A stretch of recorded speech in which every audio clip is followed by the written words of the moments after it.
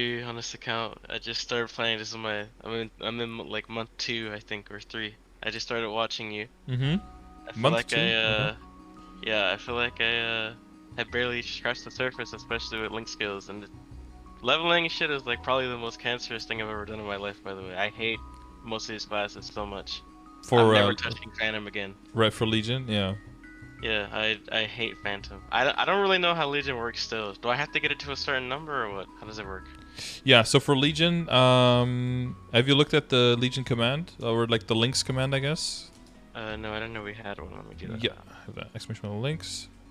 Put it in chat. You can. Oh, haha, Okay. ninja'd. So this is the main one that I use. So basically, I take the value of the link skills and of the Legion, like the member bonus, and I threw it together into one big grid because, you know, if something has a really good Legion but then a shitty grid bonus, but someone else has like a little bit less but has a really good one on both and has more value for your account, right? So based on which stats are valuable for your account to build it out, and based on how much they give and at what intervals and everything, I put everything into this grid. So if you look at the bottom, you can see the clear ones are the link skills and the green ones are the Legion buff, although that matters a little bit when it comes to what level do you get the character to. The colors for the columns are the yellow ones is basically everything that you want to look at in the beginning to just build out your account. And then green can be useful for some characters, but is completely useless for others. And then blue is specifically once you get to bossing and you want to min-max for bossing. But a lot of that also overlaps with the yellow one. So as you're working on that, you're also going to be getting a bunch of those already. Oh, so I really need to get a Beast Tamer. Yeah. Okay. Yeah, and those will be available again July 21st with the update. Or at least that's what they said. Zero and Beast Tamer will be coming back. And those are very important for character growth. So that's something to like, yeah, to plan in, to at least work on those when they're available. Okay, let me write that down. Hold on. Yep. Let's make 0. Yeah, 0 starts at level 100, but because they start at 100, they have to do they have to get to different levels in their storyline in order to increase your link skill and in order to count as a Legion piece for like a block in the Legion. So you can see on the bottom where the ranks are. So the ranks for Legion piece are B, A, S, double S, triple S, and that's at level 60, 100, 140, 200, and 250. And then the link skills are at level 70, 120, and 210 if they're available. Some are maxed at 1, some are maxed at 2, and some go all the way up to 3. So Wait, how depending long is the 0 storyline, by the way? I want to write that down. Is it as on bad as the Lotus one? the whole storyline is probably it's probably about the same, I guess. What most people do is God. what most people do is they finish chapter 2, and then after chapter 2 you can leave the mirror world and just go train as regular in the outside, and then they train outside until around like 180 when it starts really slowing down, and then go back into the storyline because then you can do the storyline faster and you can get experience faster than you can get while training. So that's Okay, kind of like to min-max. I'm gonna start recording this now because I need to know all that information for later. Yeah, Holy shit, that I'll upload it to is. YouTube as well, so you'll be able to watch it back there. Okay, thank God. No worries, yeah. Okay, so I need to get the link skills that I have currently. What are the ones that I need to do immediately after we're done with this session? Because I think I'm doing Kana now, or I did Kana. I don't remember. But I know everyone keeps saying Kana is really broken, but I really don't want to play that class because it is so fucking boring. Well, I It's mean, so uninteractive. sometimes classes are boring because they're strong, so that's a good boring. The bad boring is when they're boring and they're really weak. Yeah, like Bowmaster. If you can choose between those two, then you know the choice probably still goes towards the strong boring. But I picked Arc specifically because I saw people playing a fuck ton of it. It doesn't seem that boring, but it seems really strong. So. yeah, it's pretty interactive in the way that you have to play it.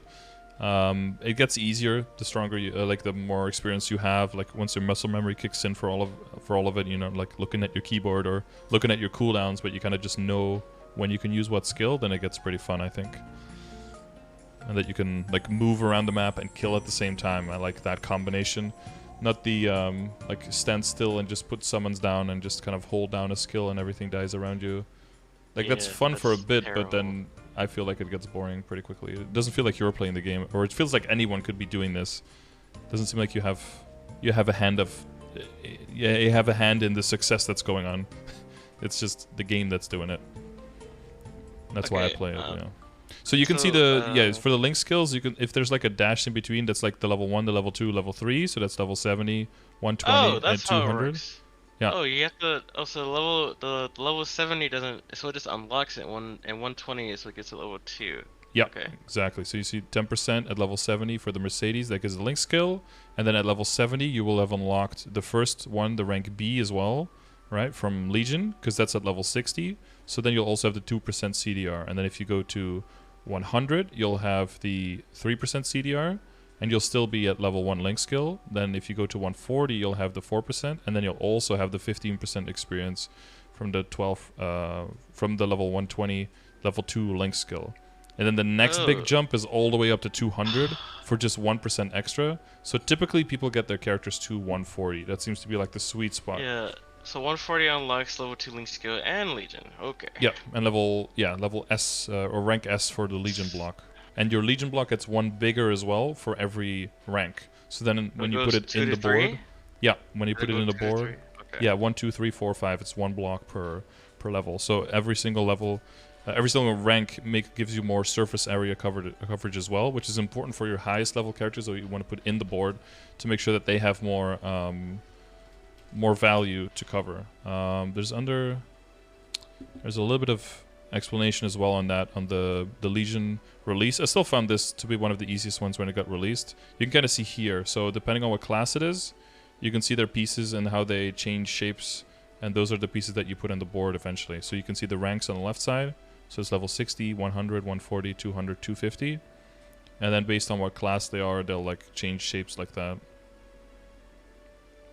Okay, for the legions that I have currently, wait, did I screenshot it? I don't know if I did. I don't remember if I did. Well, you said that you didn't have much in ways of it. So. Oh yeah, no, I don't have anything in Legion, right? I didn't do anything with Legion.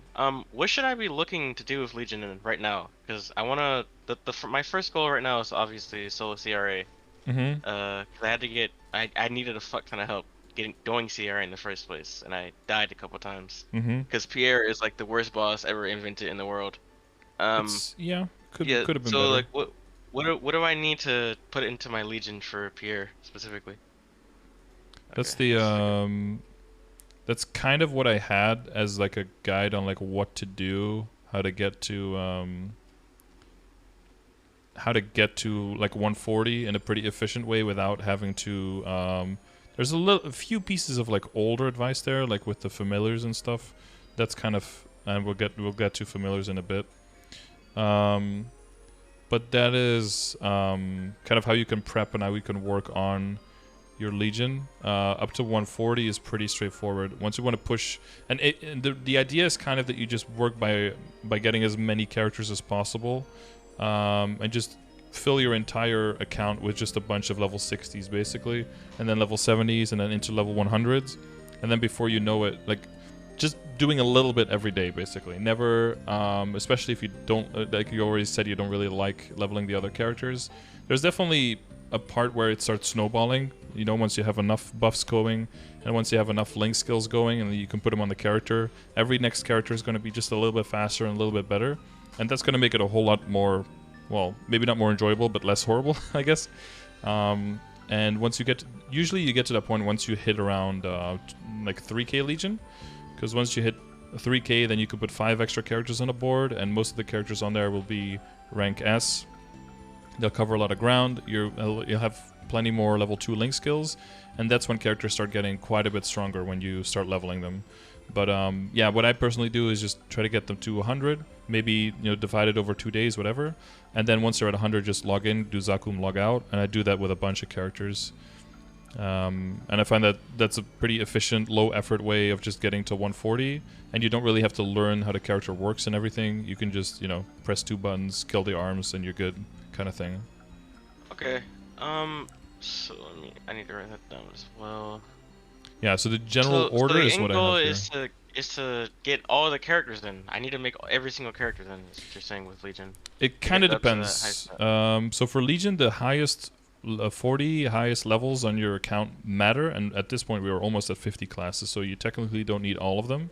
You could also make multiple if there's like one class you do like training, and you could make multiple of that, because you can put, like, let's say that you have 40 characters, and let's say you reach a certain legion. That still doesn't mean that you could put all of the monsters on that you could put all the characters on the board. So you can look at the numbers here. So if you have a 10k legion, you can put all 40 on the board, but that's, you know, that means you have to have 40 characters that are all level 250. So that's not really realistic. So most people end up is with eventually at 6k, which means you can put 28 of your characters on the board. So the reason I make one of each is that because regardless of which character I end up maining, I could always min-max which characters I put in the board, and that can maximize the power on the character. If you know for sure you're only gonna play strength characters, or you're only gonna play the arc, then you can specifically for the arc grow levels, right? Because like if you have 40 characters, their levels count, but only 28 can be put on the board. Then those 12 can be whatever. You know, if Kana is a bad example here because you hate it, but if there's another character that you actually like leveling, or you don't really dislike it that much, you could make 13 of those, and that would have no impact on your min-maxing on your board. But as soon as you want to play something else, it could have an impact. So that's kind of the decision that you would have to make. So I guess the question for me would be, at that point, is it better to just sit at 6k Legion and then get the link skills that I want, or try to get as many link skills as possible to get as much Legion as possible? Well, there's definitely... It looks like I'm still missing a bunch of link skills that I didn't even know were good, like Hayato and Hyung. Yeah, Hayato link skill is more of a transition link skill, but the Legion buff is very good, the critical damage. I would say the main thing to focus on in the beginning would be the experience. Those four, those are very important. And then crit rate and crit damage. This skill CDR comes with the Mercedes. The buff duration for mechanic, people tend to burn that at some point because a lot of people hate that class. So like experience, crit rate, and crit damage, those are very important. Those would definitely be the ones that I would focus on. Trying to get to 70, trying to get to 100, and then just doing Zakuman, and try to get those to 140. If you have those, you have a very, very, very solid Legion account. I'm not saying you have to get those now, otherwise everything is garbage. But you will feel a huge amount of progress. The main thing is that characters innately have quite a lot of critical damage, because the critical damage that it shows in your account, that is without the base critical damage, which is 20 to 50%. You always hit 20 to 50% higher if you hit a crit. But the problem is that you don't have access to that if you don't have critical rate. So boosting all of the critical rate sources that you can get in here, together with like the hyper skills, right, once you hit 140 and stuff. But even, you know, before the hyper skills, leveling your Legion, these will help you unlock a lot of critical rate, and therefore unlock access to the critical damage, which will increase your kill speed by a whole lot. That combined with the critical damage, and then combined with... Should that be the first thing I shoot for then? 100% critical rate? Is that is it really that important? Yeah, but it's like for your main character that's super, super important. For mules, that might be very inefficient, because some characters will, in the beginning when you start the character, you won't be able to get 100% crit, but then they'll get like a second or third job skill that gives them 20% crit, and then you'll overcap on it. So you just want to get your crit rate as high as possible as you can with Lynx and Legion, but aside from that, you kind of let the character, you know, fill in the gaps. Okay. So those first, I guess the first like, yeah, the first 18 characters on here, I guess, are, yeah, not like you have to get them, but those will be very, very beneficial for your overall progress. Yeah, so it looks like I need to make a Night Lord. Well, actually, if I have a dual blade right now, if I had job exchange, does that count as a Night Lord? Like, will I get the different link skill, or Legion, I guess? Yeah, if it will, yeah, the link skill will be the same. Then. Yeah. Oh, fuck Dual Blade. That's fucking terrible to level as well. We're going right to Night Lord. Well, the thing is that if you do want to get the link skill, you need one of each of those. You need a Chief Bandit, or like a Shadower, and you need a Dual Blade and a Night Lord, and then stack those links together to get the optimal effect on the link skill. Oh, okay, so that's how that works. Yeah, if you click, so if they're like underlined in blue, you can also click on them individually and get some extra information. So you can see for Thief's Cunning that it goes up to level 6, but it only goes up to level 2 per character. And so it says here, the skill can be stacked up to 3 times if you have 3 different Adventure Thief classes in the same world. So, then so this means I need to make multiple Explorer mages as well then, correct? Yeah, eventually, yeah. But those are part of the Okay. blue set, right? When it comes to bossing, because those come Yeah. into the IED category. So those are lower priority, but eventually, yeah. But that's min-maxing during bossing. Right now, you want to. So what you're kind of doing is you're not as much making your main character that much stronger because your crit rate is probably already pretty good. You're already probably able to kill monsters around your level pretty well. The experience is going to help you train faster, but the main thing you're doing is setting up all your other characters that you're going to be leveling for your Legion that are maybe worse to play and that give effects that come into play later, like bossing. Those you're setting those up to be able to level those faster, so that when those kick in, and then the grid bonus comes in, and the higher level link skills come in, and then that will make your main character stronger. So you're kind of taking a detour first to invest more into your Legion. Because we have no trade, right? You can't really... In non-reboot, what people could do is they just make good gear and then transfer that over to their characters, and then that good gear will fund the characters. But in order for us to fund our characters, we have to work on Legion and Links. That's our funding that we can do.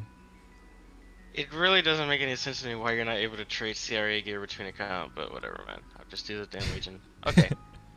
I think it'd be too easy, because it is pretty achievable. And then once you have it, I mean, I think you start rolling very quickly with it. at the very least, you shouldn't have to kill regular Root Abyss 10 times, but whatever. Yeah, that's getting reduced. That's getting reduced to 5 times now in GMS. So Okay. I'll take a while before we get it, but yeah, that was long overdue. I think that artificial barrier was a bit too much. I think, yeah. Okay, so I'm gonna do the first 18 characters in, and then I guess I'll just go down the line. I've never even heard of some of these classes. Like, Yeah, there's a lot of it, dude. It keeps going. What even is Kadena? I played it way back when Cygnus Knights first came out, and way before that, like pre-Big Bang. Yeah. So this is all pretty new. So do I need to get IED now to kill bosses on one of my dailies, or is that less important than just getting raw boss damage? Yeah, so that kind of depends on boss PDR. Are you familiar with how that works, IED and PDR? No. So basically, PDR stands for physical damage reduction, and it's basically armor, is what you... So bosses have armor. Very high-level mobs have a little bit of armor, but it's so low, and by that point you have so much IED, which is basically your penetration, that you don't have to worry about it for regular mobs. So bosses is the main thing where the PDR and the IED match. So I don't know if you played League or something, but you know armor penetration, you know the concepts, right? Absolutely. So if you get too much penetration, you're losing damage potential, and your eventual damage goes down too much. And if you don't get enough penetration, then you have more range, more damage, but it doesn't go through, so your eventual damage also goes down. So there's like a sweet spot on where you want to be. Oh, so that's why you want me to be in 90 or 092, because if I get too much, then for the bosses I'm fighting, it won't matter. Okay. If you get too much, then the sources that you will use to get that extra IED will be fewer sources that you can use to get damage or boss damage, and then will end up hurting your damage more than it helps. Exactly. So that's where there's like a sweet spot, and that sweet spot is dependent on the amount of armor that the bosses in that stage that you're going to be fighting have, and how realistic it is to min-max on the sources of IED that you have available at that point. Okay, so I'm gonna do... Okay, so I should definitely do that now then. I need to do the... What is that called? That's called a... Oh, I haven't seen Battle Mage in a while either. Okay, I'm just gonna write Yeah, this they're down. pretty underplayed. But they're useful for the resistance link where you have death immunity for a while. That's really useful for a lot of bosses. It starts becoming useful in CRA, but specifically in HMAG and CPAP and the later bosses. It allows you to, revive and not immediately get dumpstered by some other attack and immediately get clapped, but it gives you a little bit of time to, position yourself around the map and maybe rebuff a few skills and then start the boss fight again. How's my boy Demon Avenger doing in the new Maple story? Is he still terrible? Or is he better than he was? No, he's... They fixed it's just some been years things. and they haven't fixed them. That's great. They fixed some things. Like, he used to be the worst at everything. Now he's actually really good in survivability, but everything else is still really, really bad. Like, dumpster tier, so... You say survivability, but he has the most HP and he does it's ridiculous what they do to this class. Like, what are they even thinking? Okay, well, whatever. everything does... Well, it kind of seemed like that was their logic. Like, well, he has a lot of HP, so he doesn't need anything. But everything late game and end game does percentage HP damage, so nothing actually helped us. And on top of that, the higher HP actually hurt us because the total amount of healing that you could get from a potion was 100k. Yeah, so a power elixir wouldn't heal us full. Even with the plus 100% healing from the passive, we would only heal 40% of our HP with a power elixir, but there is still potion cooldown the same as everyone else. So having more HP actually hurt us in that sense. So they've changed a lot. Power elixirs now do heal you completely. You get 20% of your healing with overload release, even when all healing is blocked. Frenzy, really? Yep, frenzy is well, it's something. It's not that great, but it's something. Yeah, but it's better than it was before. Yeah. Shit. Demonic Blast, if you can time it properly, gives you 30% incoming damage reduction, including percentage HP skills. We have Revenant now, which has like a 5 or 6 minute cooldown, but during that you cannot go below 1 HP, so you can basically just tank everything. But you have to be careful when it exits, then you take additional damage for a little bit, so it's like a double-edged blade. So survivability-wise, we're actually doing quite well now, but everything else is still just not good. So, you know, maybe soon. They're slowly tweaking it here and there, but Yeah, but it feels like they've only been doing minor shit then, from what you're saying. They haven't done anything huge. Yeah, well, the survivability has definitely, from all of the small things they've done, the survivability definitely got better, but the fifth job is still a huge problem. Blast is not where you want it to be. Frenzy does the wrong things. There's another Frenzy change coming where it won't do self-damage and create spots anymore once you hit 30% HP, so it won't take you all the way down to like 1% HP, so there's a little bit more of a little bit less of a danger zone, so that should make it for bossing and for mobbing a little bit more reliable to be able to use and to keep up at 100% uptime. So they're still working on things. You know, maybe in a year or 2 or 3, the class will actually be playable again. You know, fingers crossed.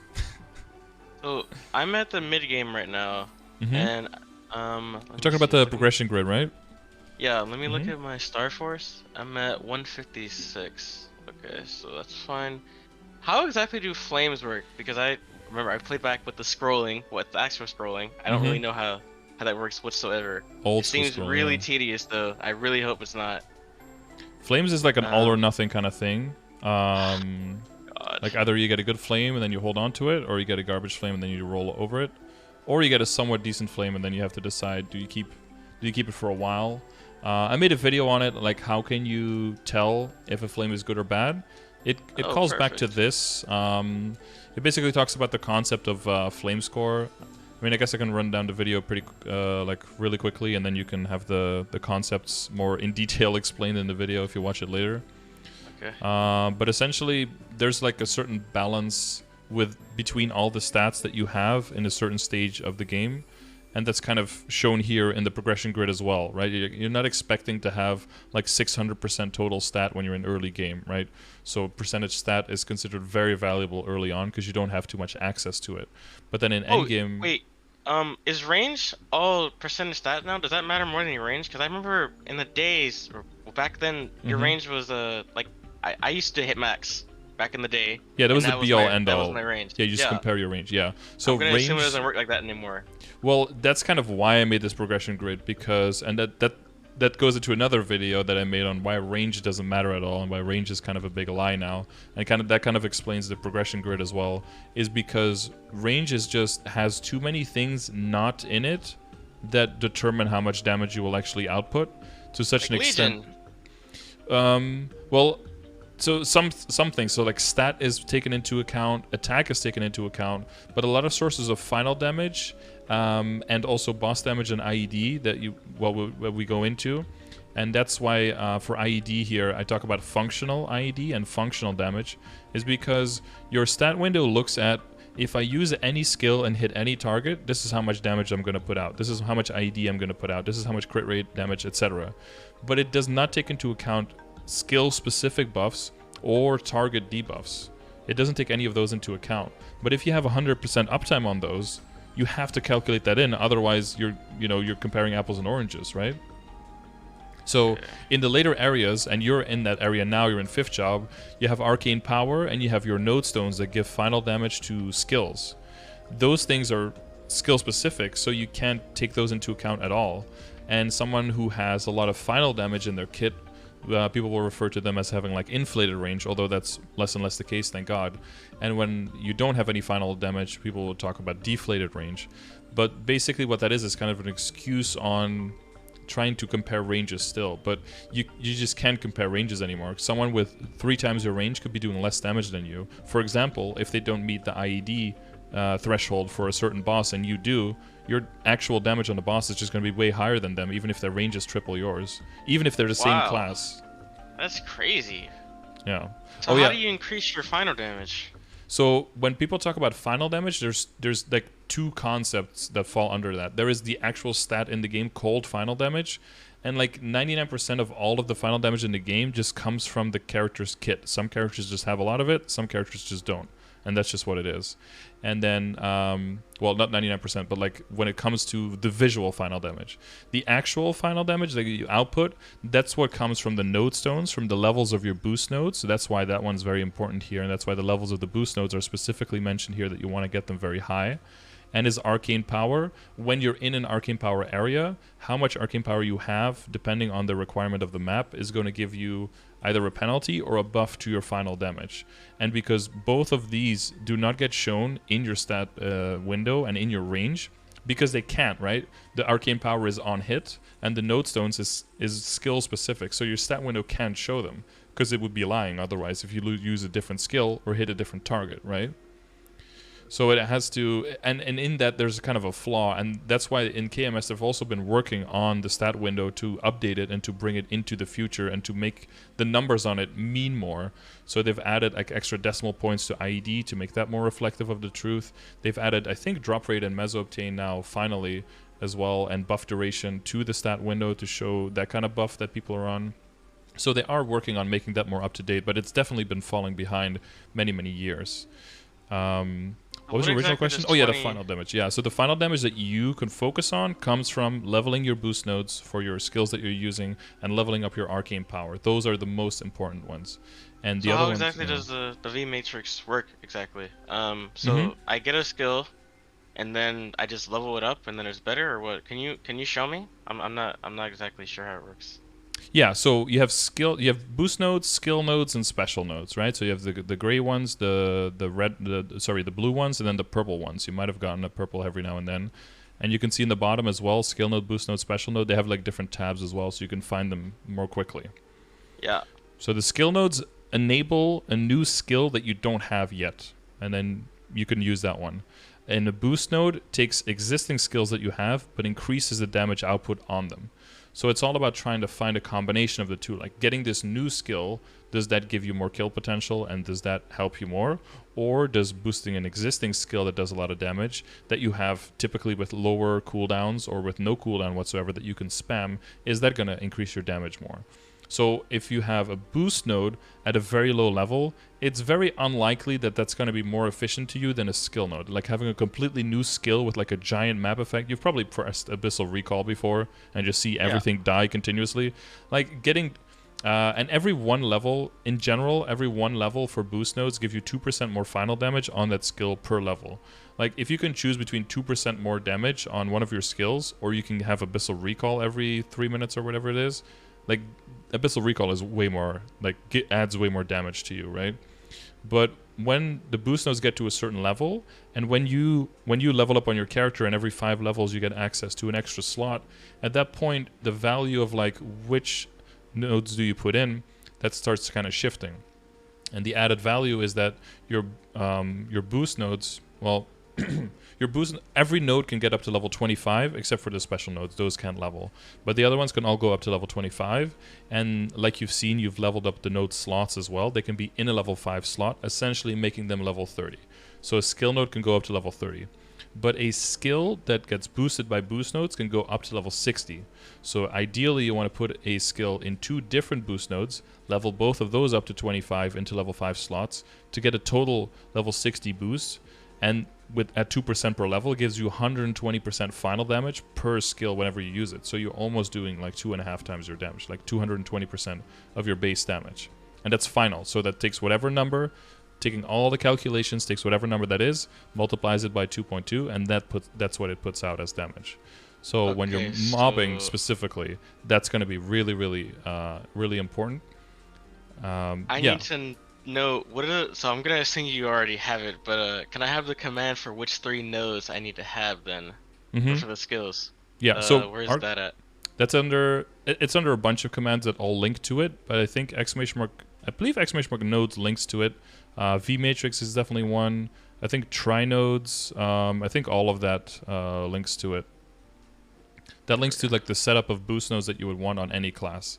Arc is a little bit different because we have so many skills that we want to boost that we get to a point where if we want to boost all of the skills that we want to boost twice, you end up with one extra boost node where only one of the 3 skills on it gets boosted, which is kind of a waste of a slot, right? Because that could be replaced with a skill node instead. It gives you a bunch, like access to a new skill. So Yeah. typically there's one skill we only boost once, and depending on your preference, that's either the Scarlet Drive, the red dash forward, or it's the Unstoppable Impulse, like the big zigzag dash. Because those are mostly mobility skills, so those are used least for damage output and most for just moving around. And you're min-maxing that damage again. You're min-maxing it for bossing. So if you're using it to reposition yourself, that's the one that's least useful to boost. So I think I have Which one do you use? I'm copying you. Yeah, I think I have Scarlet Drive only boosted once. But Yeah. And that has to do with animation canceling that we can do in attack weaving. I don't know if you've looked into that with Arc. you can. Okay. Oh, gee. Hold on. We Yeah. need to write that down too. Play fucking League now. Yeah, yeah. I can turn on my animations in game a little bit, and you can see it. So if you use your regular attacks, and like your dash dashes you forward, and then your gust one you have to use in the air, right? If you weave it in very quickly behind the attack, and this has to do kind of with ping, so that's why I'm saying like my ping is pretty high, and if I'm on the highest attack speed with high ping, it's very difficult to pull this off, so I don't rely on it, and therefore it makes more sense to level up my impulse instead than my Scarlet Drive. If you can do this very reliably, you would weave in your Scarlet Drive more, especially in the Spectre form, and then you might want to boost that one. But this is like super min-maxy for like late game and end game, so this is definitely not as important. But basically what happens when you press the skill really quickly, when the other skill before it is still in animation properly, you'll see the skill go off, but you don't do the movement animation, you see? And you'll build up something called Battle Frenzy. And while you have Battle Frenzy... I don't play League myself, but I think that's the girl that like slashes around a little bit, right? Yeah, so you throw like basic attacks in. While it's still out, you need to throw it out. Okay. So if you do that, you attack a little bit faster, you increase your DPS overall. But once you have these Battle Frenzy stacks built up, it makes it easier to do this in the other form as well. So then if you switch over to the other one, you can weave them in there as well. Okay, I didn't know that. We don't even have to move, so I'd like to see. And you can even throw in the dash as well there. Can you do that with almost every ability? Or which abilities can you do this with? I'm going to write them down. Or I guess I can just try it out. All the ones I'm using now. So the regular 4 drives. Okay.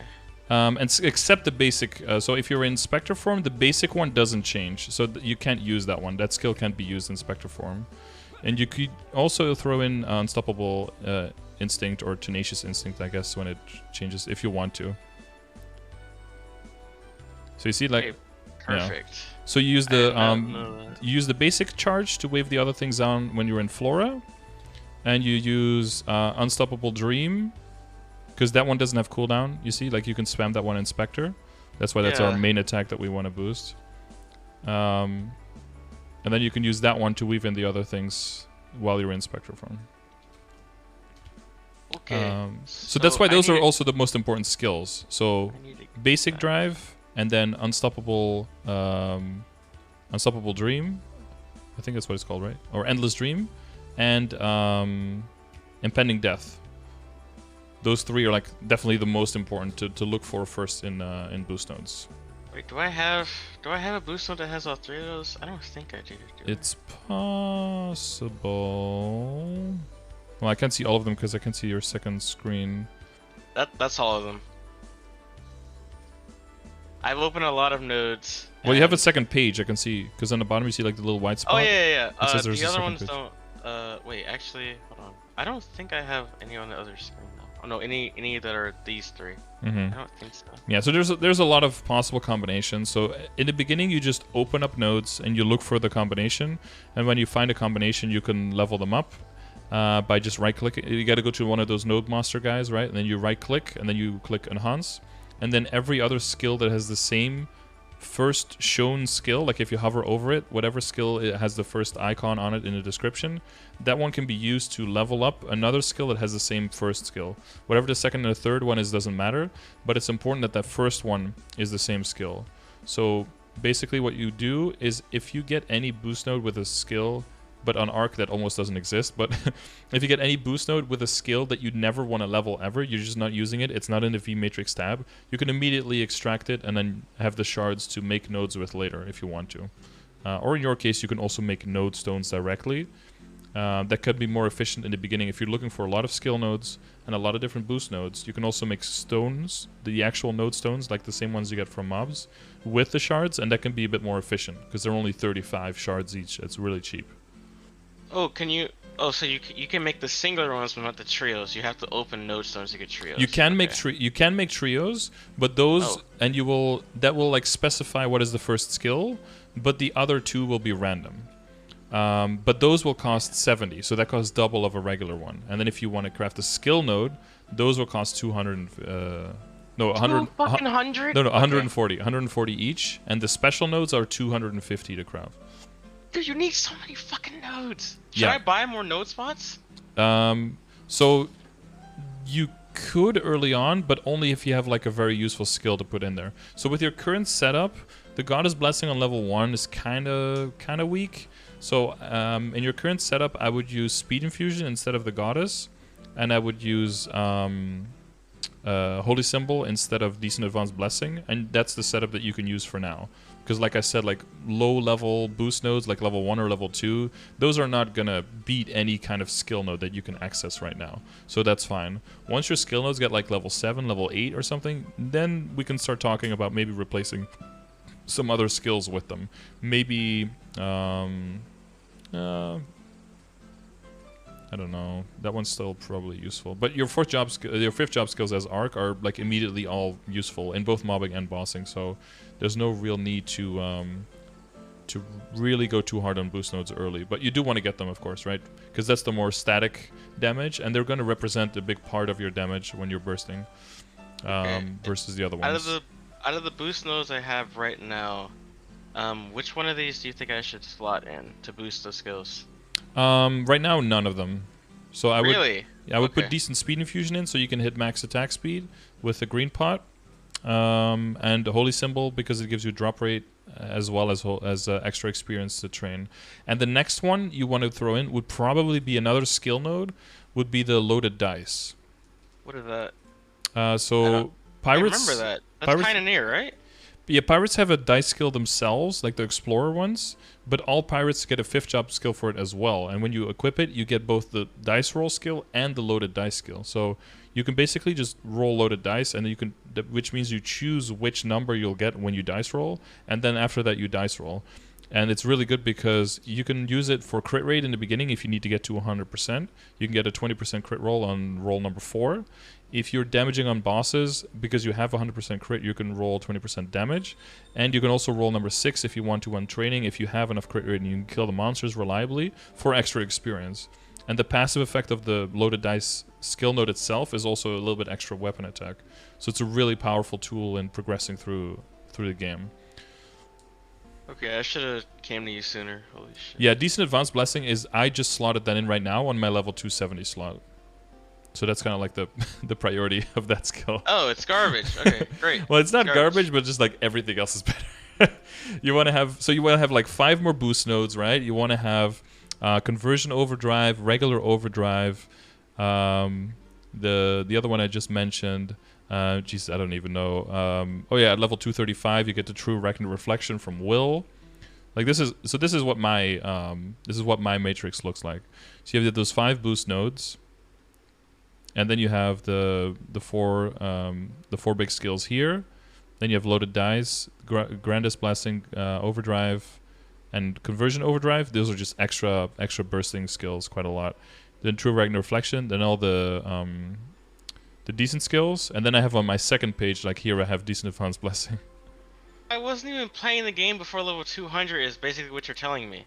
Yeah, I just started playing. Tutorial. What the fuck? Yeah, it's essentially just a tutorial. Yeah, you get so much stronger. Oh my god.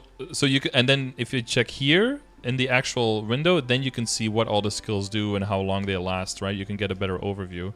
So you can see this skill, because it's level 60, it gives, at level 20, it gives 5 critical rate, big whoop. It's only on that skill, so you can't really rely on that. You have to get 100% anyway. But the level 40 is really good. It's an extra 20% IED, which is really nice. And it goes into your calculation as well for what is your functional IED once you have it on most of your skills. And then up to 60, so you can see on the bottom it says Impending Death, Vengeful Hate, Final Damage, plus 120% for all of those skills. And then you can see what all the other skills do, right? Like Loaded Dice gives a passive 40 attack. Roll of the Dice, yeah, it doesn't really show you the number, I think. Even if you prep roll something, I don't think it shows you the number. No, you just kind of have to look at your stat window and then roll it. It's literally just the most efficient to always level. Okay. So you don't want to level up the skill nodes typically, because typically they just kind of like double in how much damage they do, but that's it. So I want to level up the boost nodes. Yeah, you typically want to focus on leveling the boost nodes early. There's one exception, and some characters have some exceptions where if they forever, for example, they have a 5th job skill that they have 100% uptime on, and that's like their most important damage, then they do want to boost that one.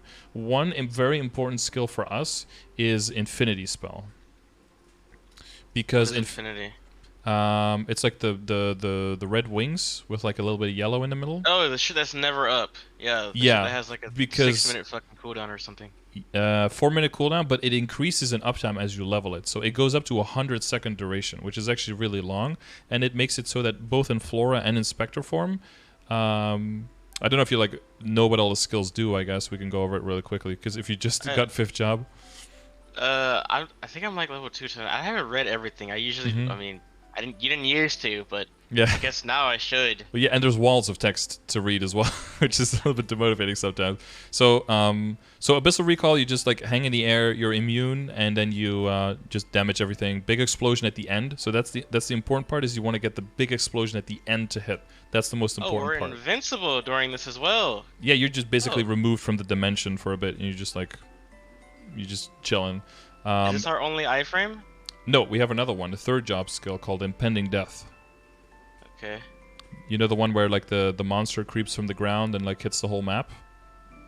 Yes. So that one you can hold down for up to 5 seconds and move around underground for a little bit and be immune the whole time. Really? Yep. Oh, sorry, Creeping Terror. Did I say Impending Death? Yeah, Creeping Terror, sorry. So Can that you one... show me that just to make sure I know what it is? Yeah, this one. So you... Whoop.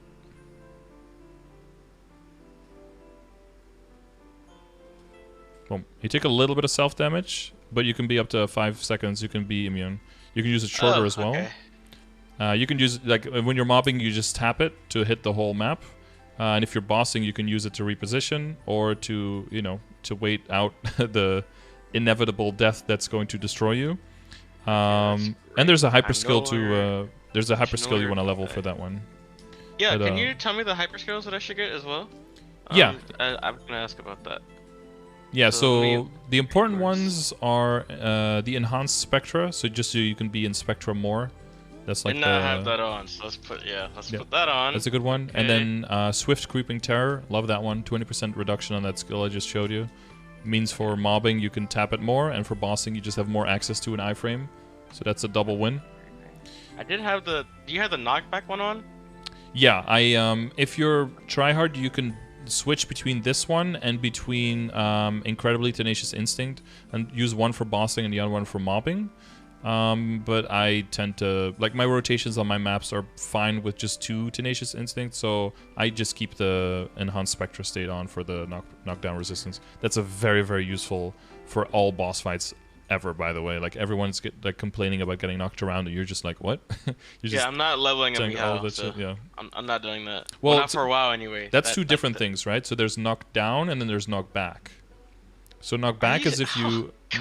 Yeah, it's like a different level of, they call it like power knockback or hyper knockback or whatever. But like knockback is if you just walk into something and it does physical or magical damage, that you get like a little bump from it.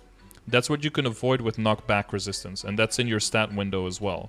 So that's what you have 50% of as an arc standard until you charge your basic drive, and then that one, the spell bullet, gives you the extra 50%, right? And then you hit 100%.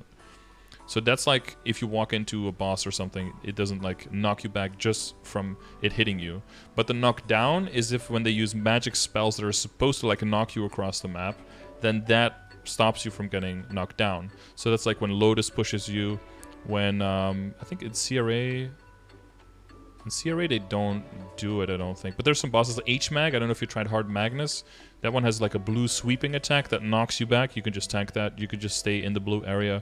It makes Hard Magnus way easier for Arc than for any other character in the game. So the Mihal Link is not even on the table for you. The Mihal Link is on the table if your knockback resistance is not realistically at 100%. If you're close to 100%... Okay.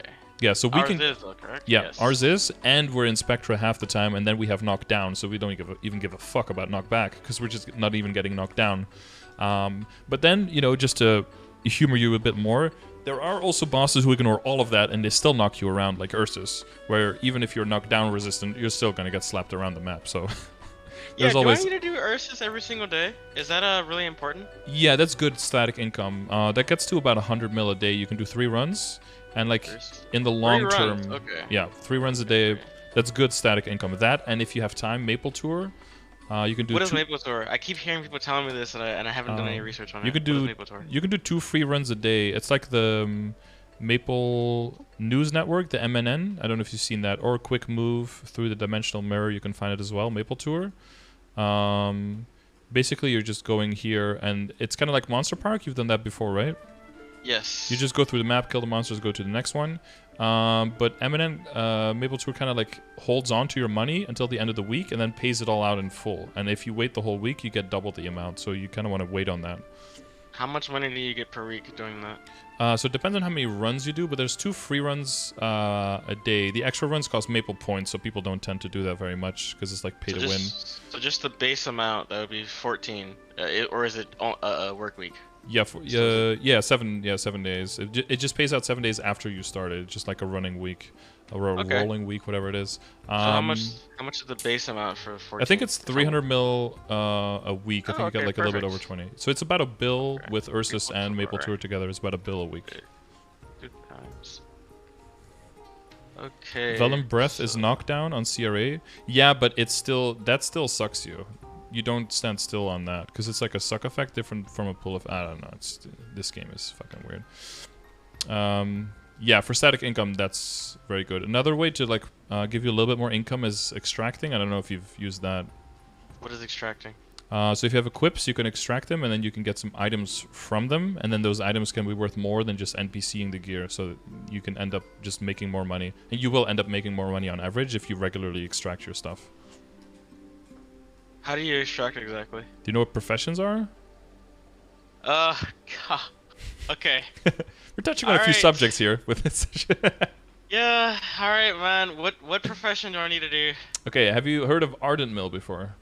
Yes. I had to do that to do the fucking the pink bean, or to get the pink bean rose clipping? slot. Yeah. So have you learned all of the professions in Ardent Mill? No. Can you learn all of them? You only need to learn one, right? Yeah, in Reboot we can learn all of them. Because we don't have trade, we just... Alright! You get to do all of them. So you could be a herbalist, you could be a miner, you can be an alchemist, accessory crafter, and a smith. So you just learn all of them. And extracting actually goes through all 3 of them as well. The easiest to level up, because you want to level it up a little bit so you can extract higher level equipment. You want to be able to extract up to Pencilier, right? Because that's the most common gear, and that has a very good rate of giving you some stuff. The easiest to level is smithing. And if you have any aquamarines or diamonds, those are the easiest. You just go to gear, the smith dude, and you just go to raise smithing level. I don't think I can do that. You go to your profession tab, and then look for smithing, and then look for, I think it's projectiles, if I'm not mistaken. Yeah. Okay, so this is the daily task. Yeah. Well, this is done really, really quickly. As long as you have enough diamonds and enough aquamarines, this is done in like 1 day. Where do you get diamonds at? From harvesting. No. Have you ever harvested stuff? Oh, okay. Well, that's relatively fast, actually. Then never mind. Yeah. So for mining and for foraging, I guess in general, just learn mining and learn herbalism. And whenever you see any of the big veins or the big rocks, always harvest those, because those can give like straight up refined materials, and you don't have to work with ores and refining and then using them again. It's like a whole bunch of bullshit. So if you just harvest the big flowers and the big veins, you'll get so many materials that after a while you don't even have to bother with ores anymore. Oh, thank God. Okay. So like the heartstones, the golden flowers, and then any of the big rocks and flowers that are like floating around that look like they're from a different planet, like those you want to harvest, and everything else you can kind of ignore, basically. Okay, well, I definitely know there's a god out there for where heartstones are, because I see a fuck ton of those everywhere, so I guess I'll just add that to the list as well. Yeah, as long as you make a habit of just harvesting it whenever you see it, then you don't really ever have to go out of your way to go harvest things specifically. So that's like a good habit to get into in the beginning, because then you kind of spread out. If you need to make something and you need the materials and then you have to go out there and get them, it feels like they never drop, and it's just depressing as hell. So as long as you do a little bit just all throughout, right, then eventually you'll have a bunch of materials built up, and if you want to make anything, you just pop into the vault, pick up your materials, and you'll be good. Okay. So yeah, aquamarines, diamonds, make arrows, but you'll see, like, you know, it'll show you which ones you can make. You can see it on screen. Like, it'll show you how many you can make. And these are, the reason is that they're like very cheap to make. They just cost 1 each. And even if you fail, you get half the mastery points for it. So it's super fast to level smithing. And as soon as you get to level 6 smithing, which I think you can do on day 1, you know, if you build out like your fatigue bar. Oh, right. Yeah, there's fatigue with this. Yeah. It resets every daily reset, and like a little, I think 20 or so resets every hour. And it fully resets at daily reset. So it's pretty simple to get your stuff done this way. But once you hit level 6, you'll be able to use extraction. Extracting is here, like on the left side of your inventory. I have it. It says alchemy on top, even if you're using smithing or accessory crafting, it'll show you 5 slots. If alchemy is your highest level skill, it'll show you 10 slots. And you can just right-click equips that you want to throw in there, and then extract it. Oh wait, hang on, cancel. I want to do that one too, because I don't need that one. Oh, okay. And then boom. Oh wow, I got really lucky. This is the material you want. I got only this material. So this one, NPCs for 300k each. So I just made 1.5 mil. Whereas if I had NPC those items, I made 40k. Alright, that's... So, I mean, that's not going to happen every time, but I just made 40 times the amount of what I was going to make. So all those little bits add up. And later in the game, you'll also need some Philosopher's Stones for crafting for stuff later on. So then you'll also know how to get that material. Streamer luck, yeah. Okay, so I guess the next question would be about my equips. Well, before we get into that, I kind of want to make sure that all the things we already talked about, because we kind of skimmed past the topics, to make sure that you have like more of an active plan on what to actively do with them, rather than to just be like, oh, what's this, what's this, what's this? Because I feel like there's still, per topic, still probably a bunch of questions that you have. So I think it's good to like wrap up those topics first, and then to move on to your equips, I would say. Okay. So I guess going back to Legion, Mm-hmm. my ordering for leveling my Legion, you suggested that I should just do the first 18 things, and I guess I'm going to do that. Mm-hmm. Next. Have you already, like, your current character, is that a Terror Burn? I think no. I made a dual blade that was Terror Burn. Mm-hmm. Yeah, and I'm definitely gonna trade that to Nightlord, because dual blade. I heard it was good at bossing, but I can't play that class anymore after how horrible the leveling was. I can't. Yeah, it is good at bossing, but getting up to 200 is tricky. As a result, it is quite a good candidate for Terror Burning, so you can blow through those levels that are annoying as hell as fast as possible and get to the good part that is your 5th job. I should just keep it then. Okay, never mind then. I'm keeping that. I think they're really solid 5th jobber, but they definitely have a heart. And you will see this in most explorers, that they're really built for like 5th job. Getting up to 5th job on all of them. Bowmaster, Marksman, Hero, Buccaneer, Corsair, like a lot of these characters kind of suck up to 200, but then the 5th job, like even Cannoneer, like almost all of the Explorers, but then the 5th job is actually really good on all of them. And in the past, when we got 5th job, you got like 1 skill and it was like, okay, I can't really do much now. But now you get 4 skills immediately, right off the bat. It was just a huge damage spike. You get access to arcane power and everything a lot quicker, so you can get started in the first areas faster. And there is not as much of a huge wall you walk into when you reach 200. There still is one, but it's more a knowledge wall than like a damage wall at this point. Not on Pathfinder. No, Pathfinder's the exception. Is Angelic Buster that good of a link skill? Because my friend told me that it'd be pretty important to level that, but I'm not sure if it's worth it over the other ones that you listed. Yeah, that is more, and it should come into like it's part of damage, but it's like a little bit more on the bottom. It is an important one, but like you said, it is not a priority because it is more for bossing. It is a very big burst in damage, but for a very short duration. So if you're a burst character, and you know this from League as well, right? If someone has like all of their damage, if you're like a Vagar or something, like this is the skill that you want because it improves your damage for a very short duration by a lot. But if you do more damage over time, this doesn't do much for you at all. So we're a burst class, it seems like. Whenever I pop everything. Yes, so you're a burst class, but that's because of like 3 more skills that you don't have yet, that are really gonna make you a hardcore burst class. So once you get, what are the skills I'm missing? It's basically when your Goddess Blessing is leveled up. Like my Goddess Blessing is maxed now, and because of it scales with the attack of your weapon. When I press that skill for the next 40 seconds, I gain 430 weapon attack from that skill. So I don't know how much weapon attack you have in your whole account, but that's probably less than half what that skill is going to give you. But it lasts only 40 seconds. That combined with the Infinity spell that I talked about, when you max that one out, it creates, and it goes all the way up to level 30, and it creates an extra ball at level 30. That's why it's so good. It's a 100-second duration of creating an extra 3 Abyssal Auras with every attack on Impending Death. That is so I really need an to level insane up amount then. of damage. Yeah, I need but to get to like level 250. Well, yeah, that's part of giving you more value. So part of it is giving you access to more node slots, so you can equip more skill nodes and do the bosses faster. Part of it is by giving you access to the new areas in Arcane River, right? You can see all of the areas laid out for you. And all of the big areas in the main, like on the main river path, all have their own symbol. And those will give you 6 symbols that you level with your dailies. Have you started those in Vanishing Journey? Yeah, I just started them maybe like a week or so ago, and I thought it would be pretty awful, but it's not as bad as I thought it would be. Like, you just said there were 6, and that's fucking terrible. But yeah, every area that you complete and that you get the new symbol on reduces the amount of dailies you have to do in the area before that. And before so that, it wasn't crazy. It did go from 5 to 4. Yeah, okay. Exactly. And it goes all the way down to 1. 1 is the lowest amount. But if you have like all the areas unlocked, all you have to do is go to Vanishing Journey, do 1 kill or gather quest, and now if you completed Reverse City as well, you get 16 symbols just from 1 of those.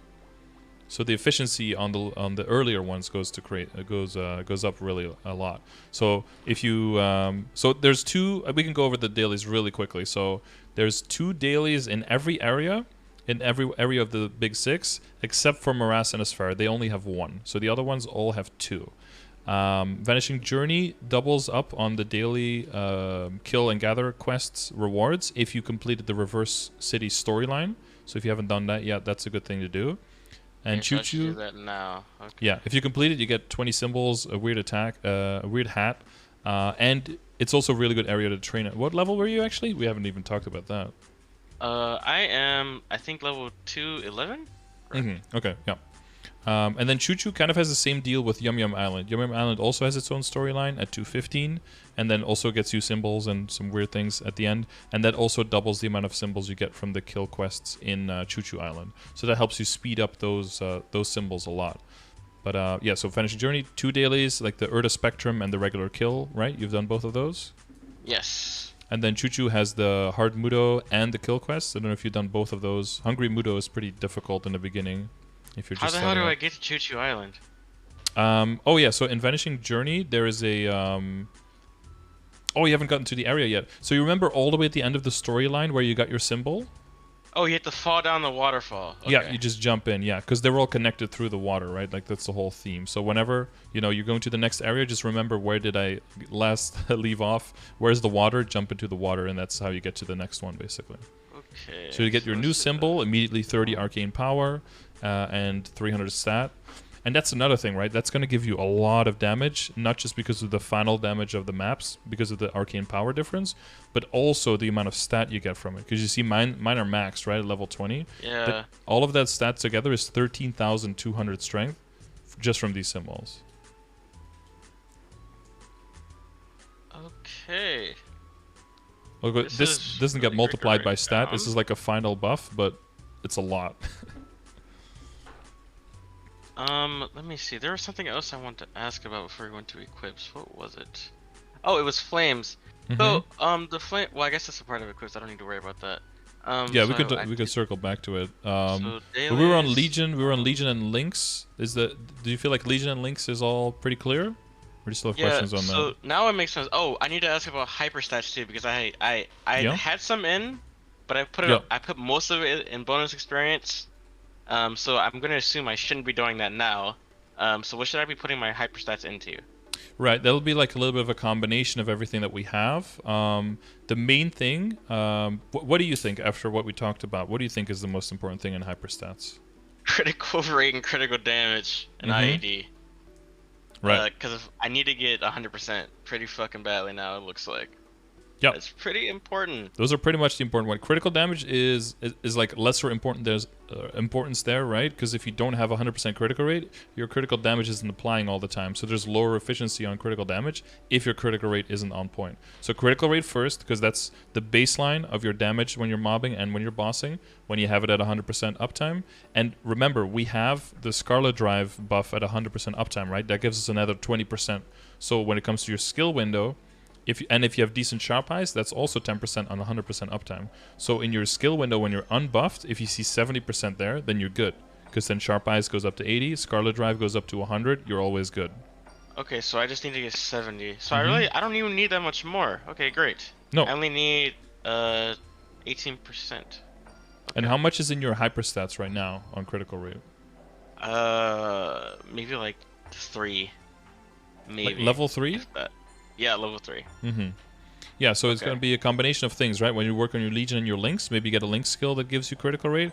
That can carry you over. Once you level up higher and your hyperstats, you get more points. You'll probably level up critical rate a little bit more there. And then maybe you actually, it'll be even higher when I log on because I unlinked everything from my main character when I was leveling. So my Phantom isn't even there, neither is my Bowmaster. So it'll be like 65 or something actually, so I won't even need that much to get to 70. Right, you're already really close then. And then as you Yeah. work on your Legion and your Lynx, you can maybe move out of needing the Phantom and you can get the critical rate from something else. And then instead you can use a critical, instead of the critical Lynx skill, you could use another one that gives you more damage instead. Maybe more IED, maybe more boss. But for now, that's a great Lynx skill to have to get you to 100%. Okay. But it's always like the Alright. puzzle, right, between your members in your Legion, your grid in your Legion, because you can also put them in the critical grid once you start expanding your Legion grid, right? Every 1,000, once you hit 2,000, 2,000 up to 6,000 expands your grid, and that's when you get access so it to also those gives outer. you that. It gives you 2 different things in Legion. It'll give you the passive and the bonus. That's how it works. Yeah, so on the bottom right, you can see member bonus and grid bonus. You see that?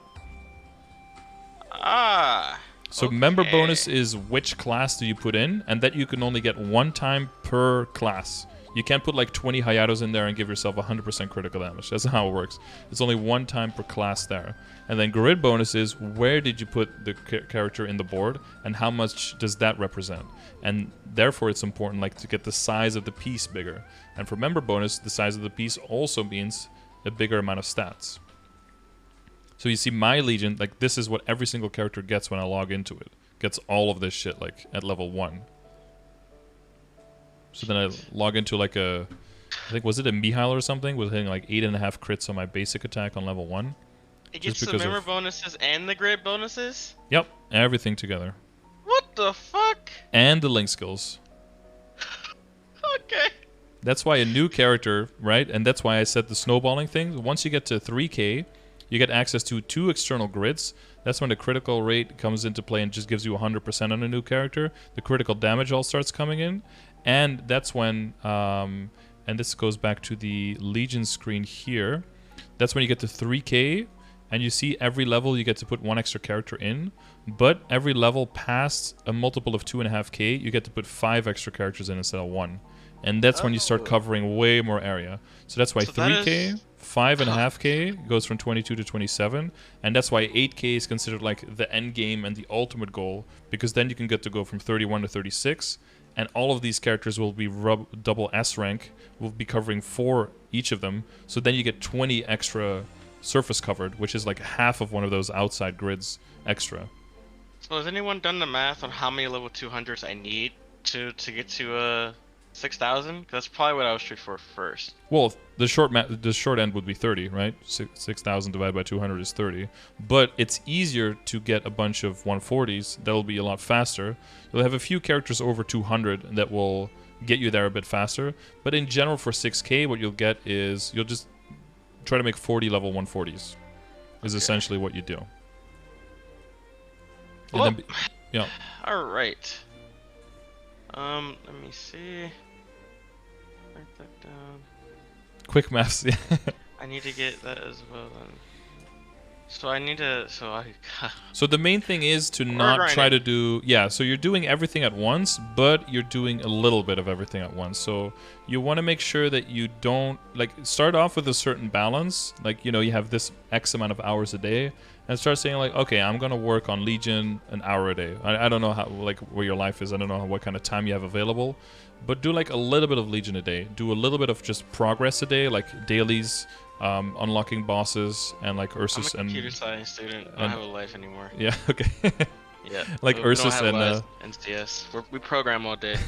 Well, time to program yourself a daily schedule. Yeah. But then... This makes sense as to why he was going to trade like a fucking Masters boost with me for like 6K Legion in League. Yeah. Yeah. I guess Masters boost? Wait, what? Yeah? You're gonna... Yeah, I was gonna boost him to League in Masters, and he would get me 6K Legion. I can understand why he wanted me to do that now. Mm-hmm. All right. It's a lot of work, yeah. But like, find your balance, right? If you find like, okay, I'm spending too much time every day on Legion and stuff, and I don't feel like I'm progressing on my character, just play a bit more on your character. The main thing you want to do is not to feel like it's a huge chore and list of things you have to do, and that the enjoyment seeps out of it. Because as soon as the enjoyment starts seeping out of it, you don't feel like logging in anymore, and you've just wasted all the time you did put in, right? So try to find like which things you enjoy. Is there like a new boss you like to be able to do? Then just focus on practicing that boss a bunch of times. Because even if you don't increase your boss damage and increase your critical rate and all of that, but you practice a boss 5 times, you'll just double your damage you do on the boss, just because of your positioning, figuring out what kills you, figuring out when you can hit and when you can stand and when you can raise, kind of thing. Like you figure out where the danger zones are, when you have to use your iframe, how long do you use it, right? You just figured out that you have an extra iframe. That's pretty cool. Learn how to use that properly. In the beginning, you always hang on to it for the danger zone, or whenever shit hits the fan. But after a while, you'll just be able to tap it for extra damage because you already know what's going to happen. Like, you know which situations will kill you and which ones won't. And then you have Abyssal Recall as your panic button. And then after a while, you won't even use that one as a panic button anymore. You use that as your DPS because that's a huge burst, especially at the end, that huge choke of damage. And that optimizing, because you know the boss fight, that'll just increase your damage as well. It doesn't necessarily have to be bigger Legion, bigger links, and insane huge EP and equips with like the best flames, right? That doesn't have to be the thing that pushes you over the edge. It's going to be a combination of all these things.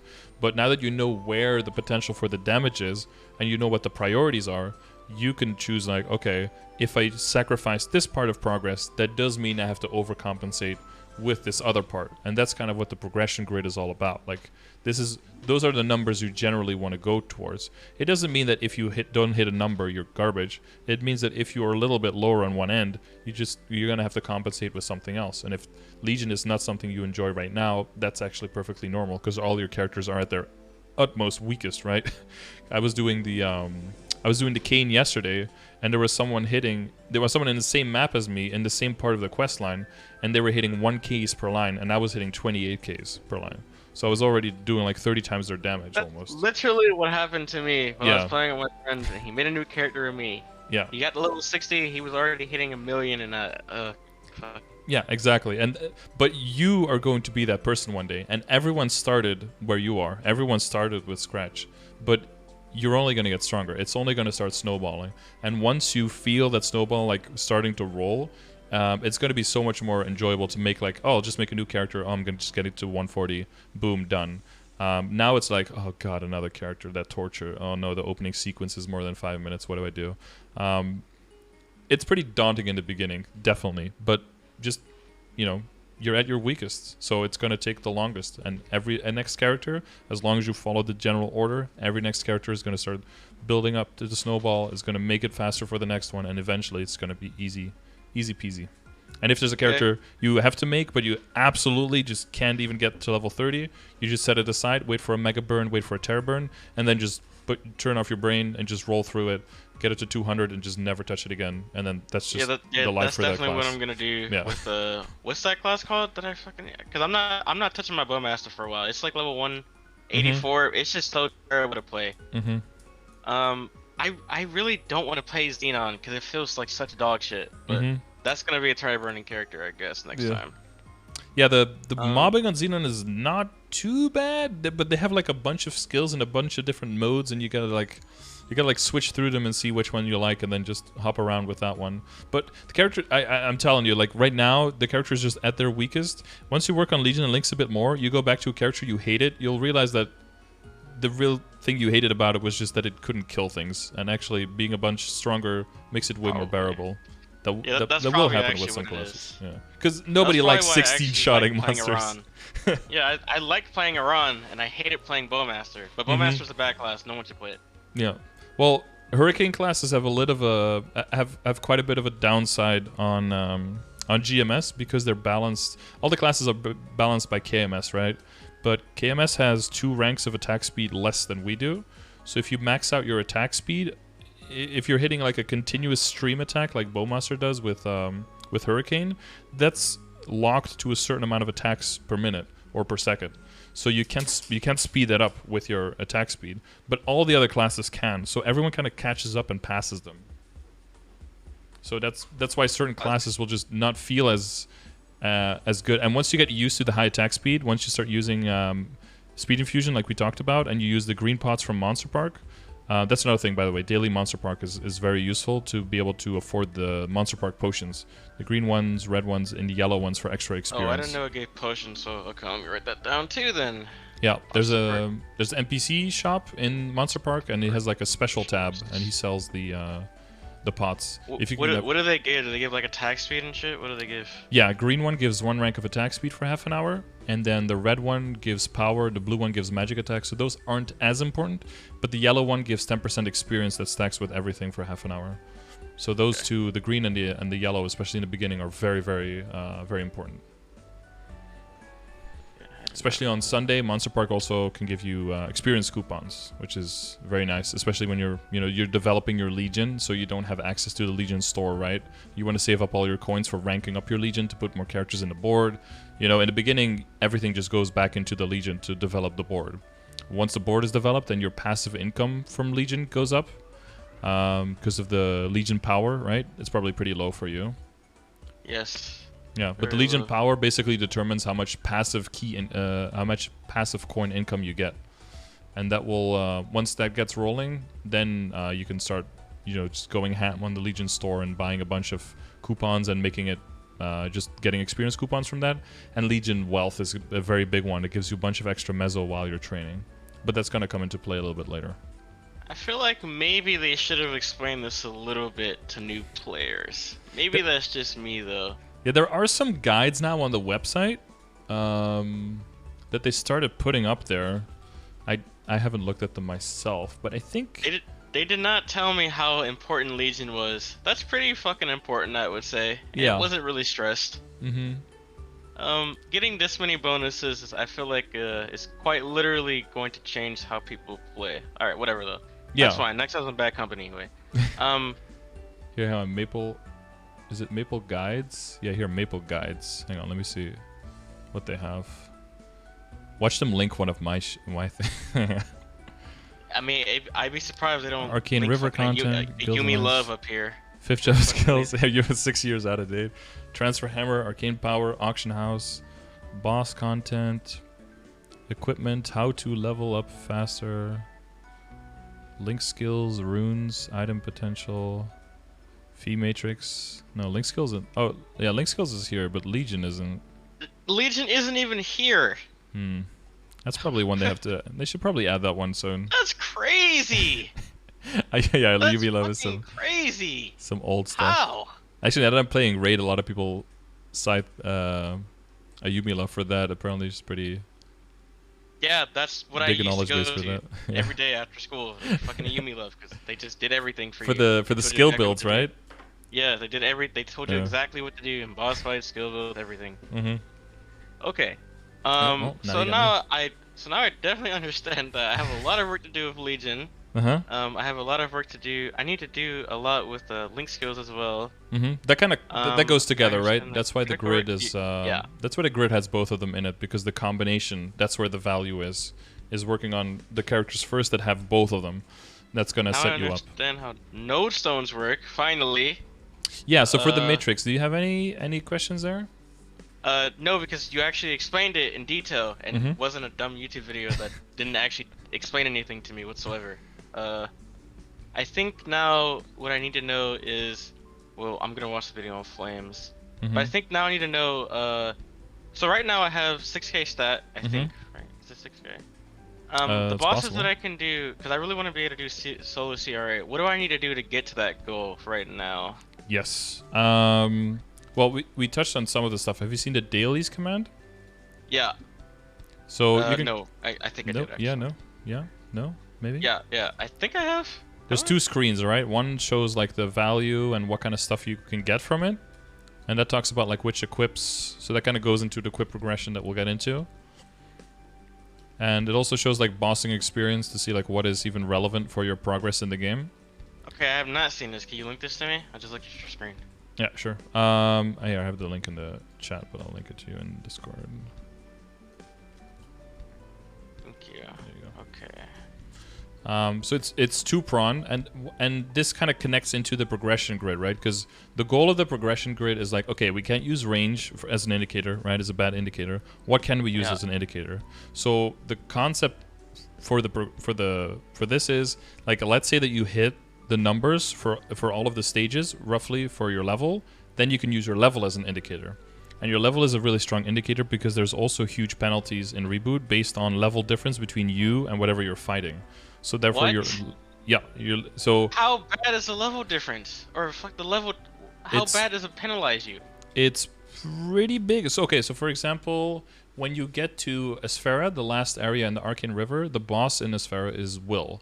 And Will is level 250, but you can get to the area at 235. You can technically access the boss at 235, but if you were to fight a level 250 boss at level 235, you would get an 87.5% final damage reduction. So you're So you're doing 1/8 of your damage. On top of the IED reduction, and if you don't have enough arcane power, that could be a penalty as well. So, what do you have to be the same level or higher to do actual damage? So I have the range video here for you as well. It goes into all the details, but basically you can be like up to 5 levels lower, and then it's not too bad. I think it's 2%. No, it's 5%. I think it's 5% final damage loss per level below. So if you're 5 levels below, you're already losing 25% of your final damage, which isn't too bad. But you also get a little bit of bonus damage if you're higher level. So if you go up to 5 levels higher, you get another 10% final damage, which is getting buffed to up to 10 levels higher, up to a total of 20% final damage. Why don't they should really just link your shit to people when they start playing? This is ridiculous. Why the fuck don't they? Well, don't they tell you this? I'm gonna point you as an ambassador to point at all the new people that you learn. You get to know to point them to me, okay? You this. I am now Wait, endorsing you. Is this for every single monster in the game or Reboot? Yes, and that's why the leveling guide exists, because in non-reboot the penalty is different and it's not as fixed.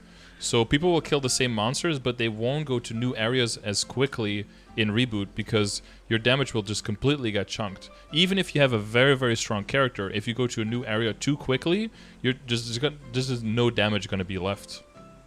If you're 10 levels below, that's like the ultimate. Okay.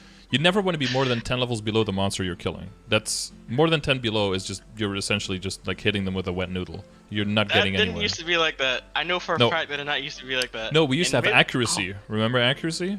Yeah, I used to miss instead. Exactly. But how much does your damage get reduced when you miss? That gets reduced by 100%, right? I think I would actually rather deal with missing because then you could if you hit it, you'd actually kill it.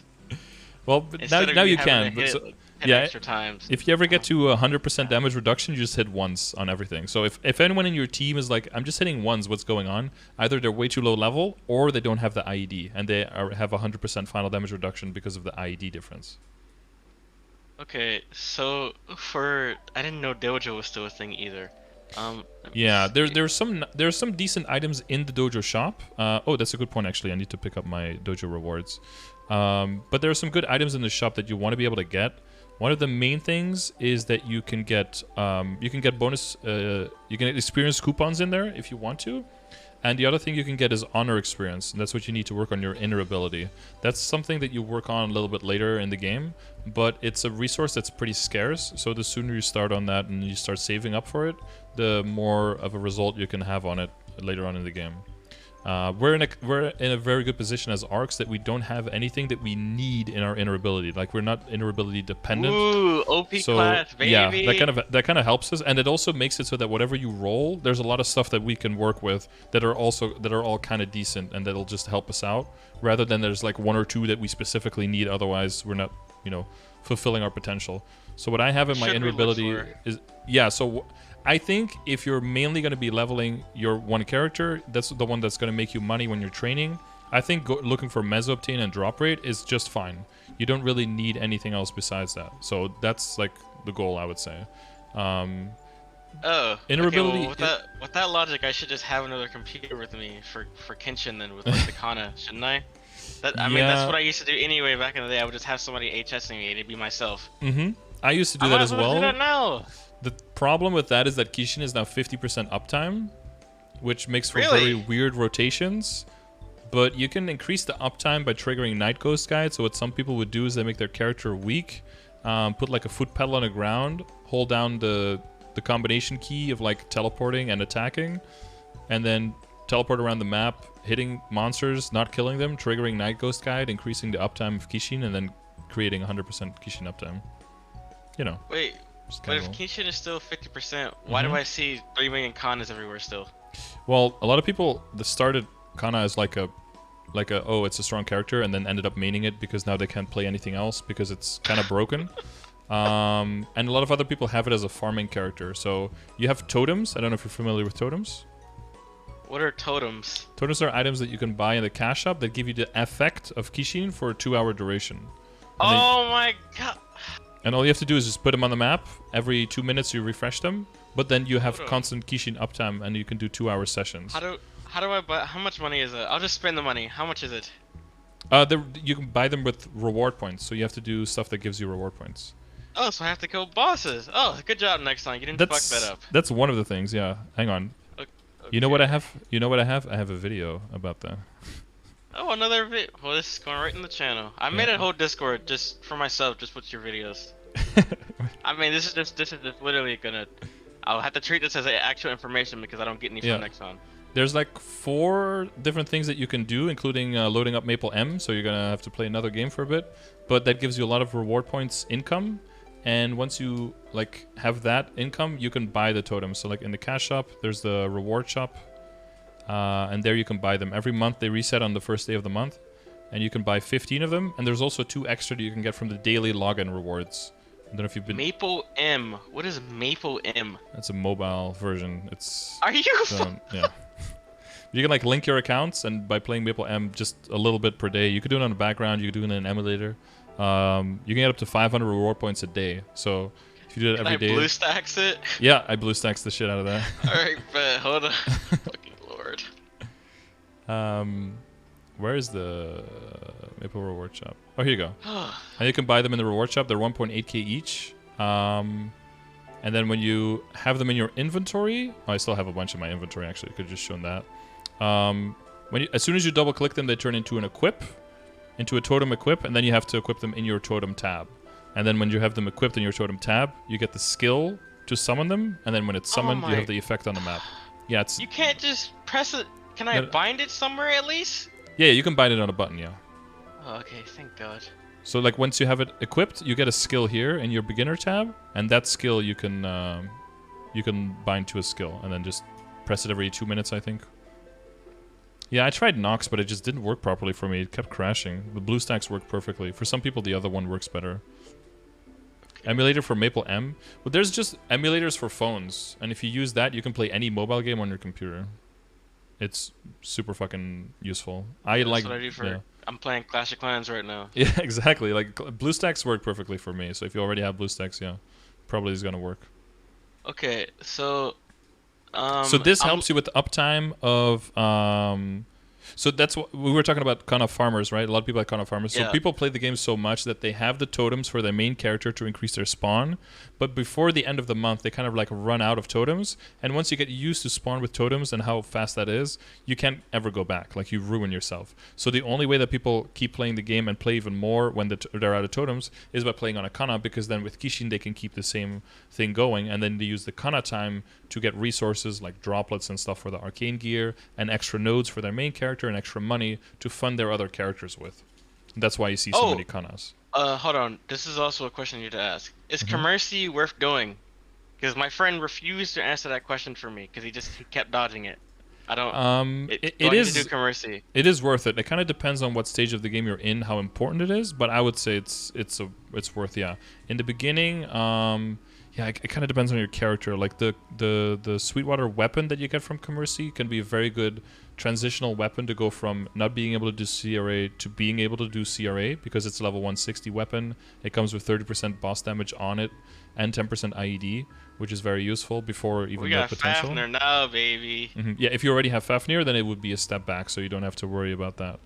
But the narrows that you get from it allow you to afford the level 160 accessories that you will move into later, but it's not a super early on necessary thing. So if you do Commercy, what you can do is you can level up the boat, and guess what? I have a command for this.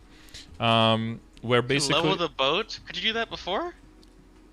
I think you were always able to do that, yeah, but most people didn't do that. So if you open up your equipment and click on Vessel, you can see your boat there. Okay. And it's probably like a level 10 sailboat, I'm guessing, if you've done it a few times. It's level 8. Level 8, yeah. So as soon as it reaches level 10, the little arrow next to the name will be green, and you can press it. You can pay the narrows, and then you can rank up to the next boat. The next boat is very garbage, doesn't really do much, but that allows you to level up to the Dreadnought, the last boat, and that one is god tier boat. This one gives you more energy and allows you to take 6 items with you instead of 4 per voyage, and gives you way more dineros. And because of the, how much energy all the voyages cost, allows you to do all your dailies solo voyages in like 7 or 8 minutes versus like an hour of combining weird voyages together with specific items to min-max and all that shit. Yeah, what are the voyages that I should be doing? Because I've just been doing the one that uses 20 energy every single day. Yeah, I couldn't find an actual guide for that. Yeah, so if you check the Commercy command in my chat, I have it written out there. So basically, if you're going for the short-term approach, people tend to just min-max per day, just to be able to buy one of each of the accessories ASAP and then just fuck off and never come back. So that's fine if you're going to safeguard your equips up to 17 stars and you're never gonna risk booming or anything, then that's fine. Oh, you thought of everything. That's what I like to see. Yeah. I calculated like how much time does it cost you to do the dailies, what kind of mesa rates can you get, what are the average booms, how much is that going to set you back, how much is safeguarding cost, and depending on the amount of stars that you want to go to, what is like in the long term, and how much extra dineros do you make on the new boat, when is it going to be, like what's the break-even point. So essentially, if you want to go to above 19 stars, then going Dreadnought route is more efficient than going the other way, with average luck. Okay. So that is also... So I need to do Commercy every single day now. I shouldn't slack off on it. I think I have like 160 dineros, if I'm not mistaken. So I'll do Yeah, that today. you'll probably get to the level 10 boat before you have enough to make the first upgrade. It might be like a few days off. And then the upgrading from the second to the third boat is going to take quite a while. But once you have the third boat, it's just free sailing, literally. It's because it's a sailboat, get it? But you just go into it was so bad. You just go in, you just pick the first voyage, the Dolce, and you just spam Dolce, and it's like 30 seconds per voyage, and you just finish that off, and you get like 30 or 40 dineros a day or something. And then they just come rolling in, and that's when. Just so we're clear, I wasn't gonna make fun of your joke. That was all you. Okay, yeah, no, that's fine. I do that. You gotta stay grounded. Okay, I know it's not my best material, so. So I was looking at, because I tried to do Chaos Zac before, and I just looked at your chart. I need to be level 220 fucking 5 to do this shit. So you don't need to be, but CZAC, and also if you look at the grid before that, when it comes to CZAC, where is he at? CZAC. Yeah, it's quite far down. When you look at the bossing experience, that's set to irrelevant. Typically, this is for bosses who are either way too easy or way too hard, and they don't have anything to do with other mechanics in the game. The thing with CZAC is that he has major disconnect between his visual representation of his attacks and the actual damage coming in. So yeah, like the fucking slapping, it just one-shots you. Yeah, and sometimes it kills you even if you dodged it 3 seconds earlier. So that's one of those bosses where I just say, like, get stronger, come back and just dumpster him in one go, and then just don't look back. Just, just go in, nuke him, and go out. Do I even need to kill CZAC anymore? So the boss crystal is one of the major values, and right now the Neo cores that you get from the weekly bosses also allows you to level the Neo Force skill, and it allows you to use Neo cores in the Neo shop for items like droplets for long term are pretty valuable. But yeah, if you still need the accessories, Soul Shard is not very valuable. It can still drop flames and cubes at least for the next 2 weeks, so that's also going to get removed from bosses, so that's a little bit yikes. Yeah, that'll be some. Wait, what do you mean it's getting removed from bosses? What's going on with cubes? What do you mean? Bosses are no longer going to drop cubes or flames. What the fuck is going to drop cubes and flames in? Regular monsters. What does that even mean? Yeah, we don't really know yet. That's going to depend on how good the drop rate is going to get. What the? Okay. Yeah, we'll just have to wait and see. It's part of boss reward reorganization, which means we're going to fuck some shit up and hopefully it won't be too bad. Why don't they just give us a predetermined amount of cubes per day at that? Never mind. Yeah, they're adding more to Legion Shop as well, but you're gonna have to save on those for a while first. So. All right. I think other than. Oh, and capes. The cape can be useful too. Yeah, but I have a tyrant. Yeah, but if you wanna, are you aware of transfer hammering? How that works and how that can help you? Not really. I just did it, but I didn't really understand what was happening. I'm going to assume that when I was transfer hammering, it was just absorbing the stars, and it was going to a different unit. I think that was what was happening. Do you want to make another assumption based on transfer hammer? It's transferring everything? No. I mean that I have a video about it and a guide about it. you can watch. This is going in the channel. Yeah. So basically, you can transfer some qualities from one item to another, and because we don't have trade, it's actually very valuable for us because this allows you, if an item just has no value anymore for you, it can still translate some of the value to a new equip and save you money. So that is how you basically use transfer hammer. And one of the main ways you use it is to, you know about safeguarding when you Star Force, right? Yeah, but I don't really see the point right now. Right. I have everything at like 13 or fucking 15 stars or something. Yeah, so once you're going over 12, there's a chance to blow up. And if it's an item that's hard to replace or valuable, you don't want to risk blowing it up, so you have to safeguard. And safeguard but why is it so terrible though? Why would they do that? Why 12 when you can go up like fucking 30 or some shit? What's their problem? Up to 22. Well, yeah, that's just how the system works, right? Because they want to filter out money and filter out time from the players, right? They want to make you play the game longer.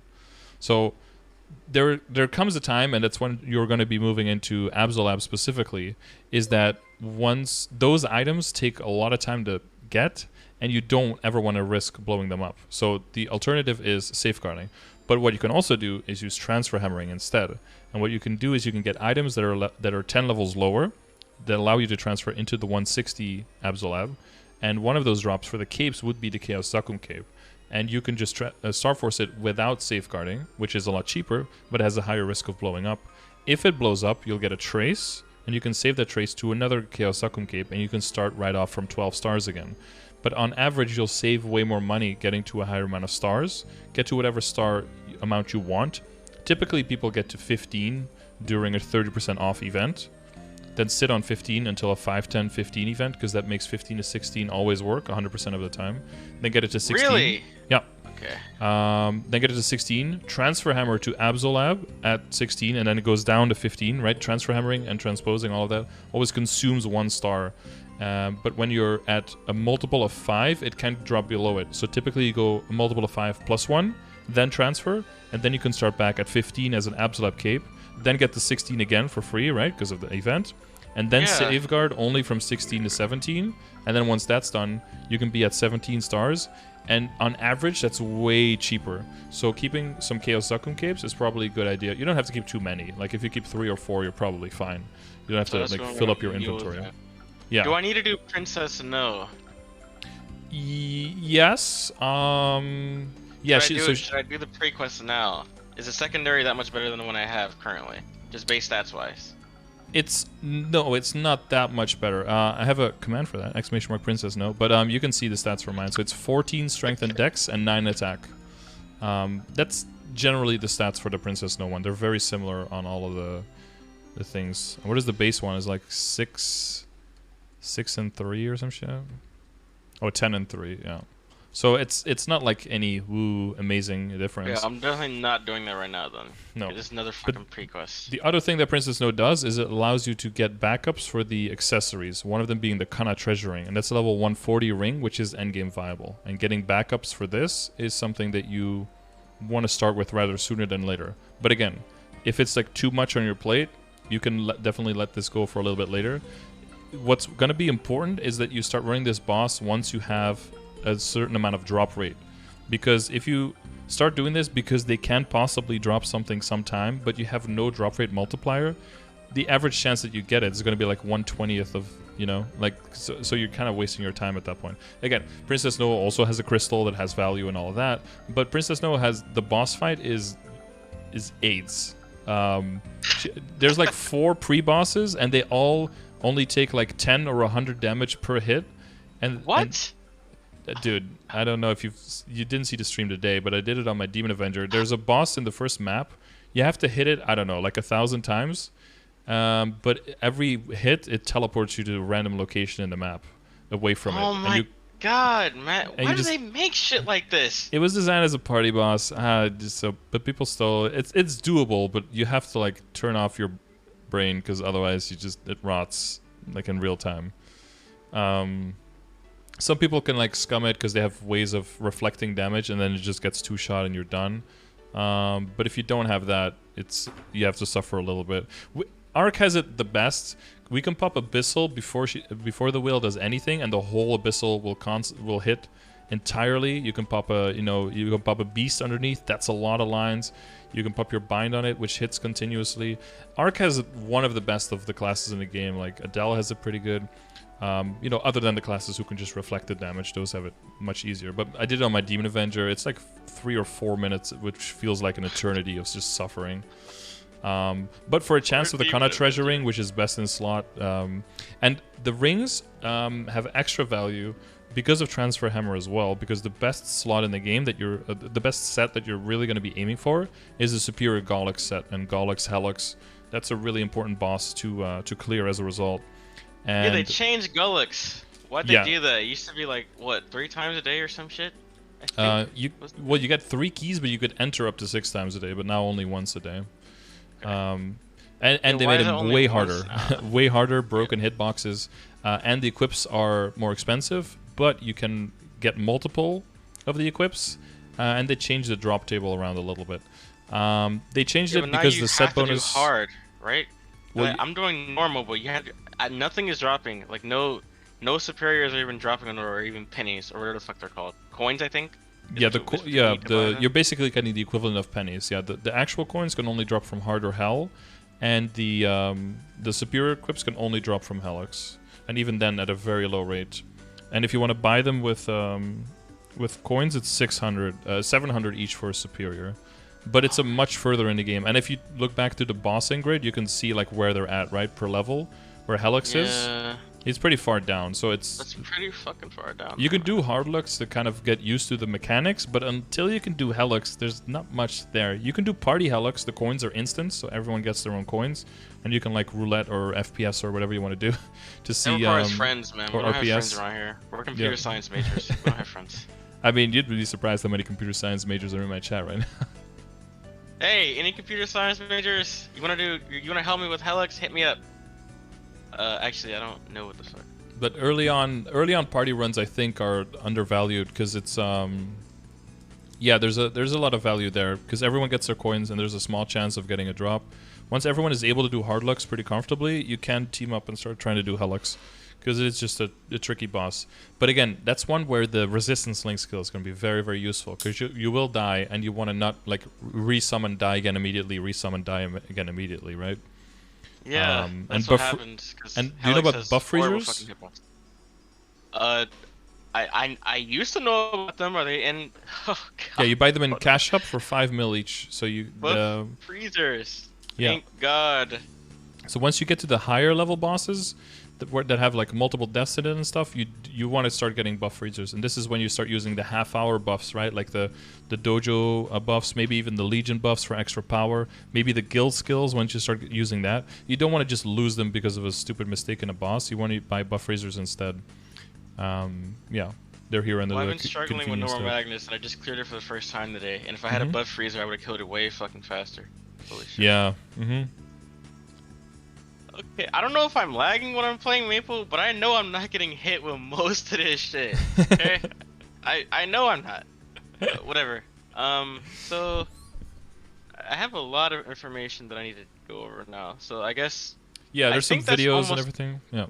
Yeah, that's almost all of the questions now. But now I need to know what I need to cube and what I need to level up and what equips I need to replace to get to CRA. Because that's my next goal. Yeah, you want to get CRA ready, yeah. I know I'm not going to be able to do Vellum, but I should be able to do the 3 doors. I think it's what people call it. Yeah, 3-door, yeah. They distinguish those two also because the IED is higher on Vellum. Vellum is 200% sorry, the PDR. So Vellum is 200% PDR, so there's higher IED needed. Therefore, he's generally higher difficulty level. Excellent, man. They just love making me fucking Well, he used to be 300%, so... They already chopped him down quite a bit. Well, we didn't really go into that, but like the 300%, that means that the IED has like higher efficiency, but also higher reliance, right? So if you have, it's really a final damage thing. So let's say that your functional IED, like all the time, is around 90%, and the boss has 100% PDR, 100% armor. Then it's just like 90% of the 100% is ignored, so 10% is left, and that's your final damage reduction, 10% final damage, which isn't too bad. How much does Papulus have? Because, is there a guy, do you have a guy for doing fucking Papulus? Because that boss is not used to be that fucking hard. Yes. It's hard as shit. Yeah, Chaos Papulatus. Yeah, I have a video for that, and a lot of people have said that that video has helped them a lot in being able to kill the boss, yeah. Exclamation mark CPAP is what it's under. That boss is fucking ridiculous now. Yeah, he's quite tricky. I think the character in the video might be around your level, because I did it on my Adele to make it a little bit of a longer run. I did it on 215, yeah. And it's a really long run, so you can see all of the mechanics on how I do all of the mechanics. Because he's like dropping clocks and shit. I don't know what the hell's going on. Oh yeah, and those purple ones on the floor with hitboxes that don't make any sense. It's and then you get grabbed by the claw. Yeah, constantly. Holy. Oh, yeah, God. It's a very big positioning fight for sure. Yeah. What was I talking about before CPAP? Boss CVEL. Oh yeah, the IED. The PDR. Yeah. So if the boss has 300% PDR instead of 100, and you still have 90% IED, then you still block 90% of the defense. But now 90% of the defense isn't 90%; it's 270% out of 300. So now there's 30% left. So you get a 30% reduced damage, which is very harsh. So that's why your IED goes up as the bosses get harder, because otherwise you're just getting hurt way harder in your final damage output. But that doesn't mean that if you go from 90 to 91%, you're not getting 1% final damage, but you're getting 3% final damage. But IED so works... yeah. Well, the hardest part is that IED works multiplicatively on the amount that's left. So if you hit if you add a source of say let's say 10%, you gain 10% of how much you have left to get to reach 100%. So if you have 90% and you add 10%, you don't go to 100. You add 10% of how much you're missing, which is 10%. So you gain 1%. You go from 90 to 91. Why can't it be additive? Well, with how many sources you have, if it was additive, you'd be done in like 3 lines, and you'd have like 30 somewhere, 30 somewhere, 40 somewhere, and you'll always have 100%. I would be okay with that. Just need to increase well, the that's not how it works. Yeah, of course. It worked like that for a short duration with familiars, which we haven't gotten into, but... yeah, that's something I wanted to ask about. What they did for a minute was like for familiars, they took the lines and they added them all together, and then they gave that as one source. And you were able to get 30% and 40% IEDs on multiple familiars to add up to 100%, and then just get 100% source, and then all the other ID was completely obsolete because you already had 100. So they had to rework that because that was obviously completely broken. Yeah, that's fucking broken as shit. Thank you, mole people. What the fuck? Okay, so how exactly do familiars work in the system? Yeah, so basically early on, I have a familiar guide as well, by the way, !familiars. Early on, basically what happens is that you can only have access to common and rare familiars. Those are the ones that drop. There's an I in there instead of the second A. And basically what you do is you just open up as many familiars as possible. You double click a familiar, it goes into your, what is it called? The familiar manager. And then you go to collection, you click on the familiar, and then you click on the question mark, it reveals it, and then you see what line you have. And most of it is going to be utter garbage. Like this. What should I be looking for? And also, familiars are they attained the same way as before? Like you just get them from killing monsters? Yeah, or you what? kill monsters and they drop as cards, which are use items, and then you can transfer them through storage. Yeah, another RNG system. And as you get more drop rate, that'll increase as well. So that's why we do look at that eventually. I even want to know what familiars you have. No, I don't want to get mad. I have old familiars, a bunch of old epics. But essentially, yeah, this is what you will try to aim for once you get like past level 250 and stuff, because that's when they will actually drop from the monsters. But if you're at lower level, they drop from pretty much all the monsters. So you will use, when you're working on Legion and Lynx, all of the familiar cards you get, you will put them all in storage and then open them all up on your arc. What you're going to be aiming for in the beginning is 15% ID lines. Any kind of healing, HP healing, that kind of stuff, and any kind of drop rate. That's all you're looking for. And it's going to be minimal. It's going to be like by a small amount, that kind of stuff. The IED is the most important for bossing as a good source of IED. And that's basically what you do, and that's how you get those cards. If you have extra cards, you can go to extraction and extract the cards there. You can like select them, extract, and then your game is going to lag. You want to hold escape. Dude. Explain this game. You want to hold escape during the extract? Yeah, to not lag your game. Can't be serious. There's yeah, no way I'm actually serious. Otherwise, it can like crash your game or corrupt your file. Yeah, it's fucking stupid. And then, my file. Dude, try to promote. Dude, I'm trying my best to promote this game. Okay, you're making my job so hard right now. And then with those points, you can buy stuff in the store here. So the familiar essence allows you to replenish the gauge here. This goes down the more you have familiars summoned, and the longer you have them summoned, the more this will get depleted, and the higher the defense on the familiar. So this one has 8, this one has 9, this one has 5. The higher the total defense, the slower this will deplete as well. But if it ever does completely deplete, it takes roughly like 2 hours on 3 familiars for it to deplete. You can use a familiar essence to replenish 50% of it. And there's also a Hail Mary for a booster pack.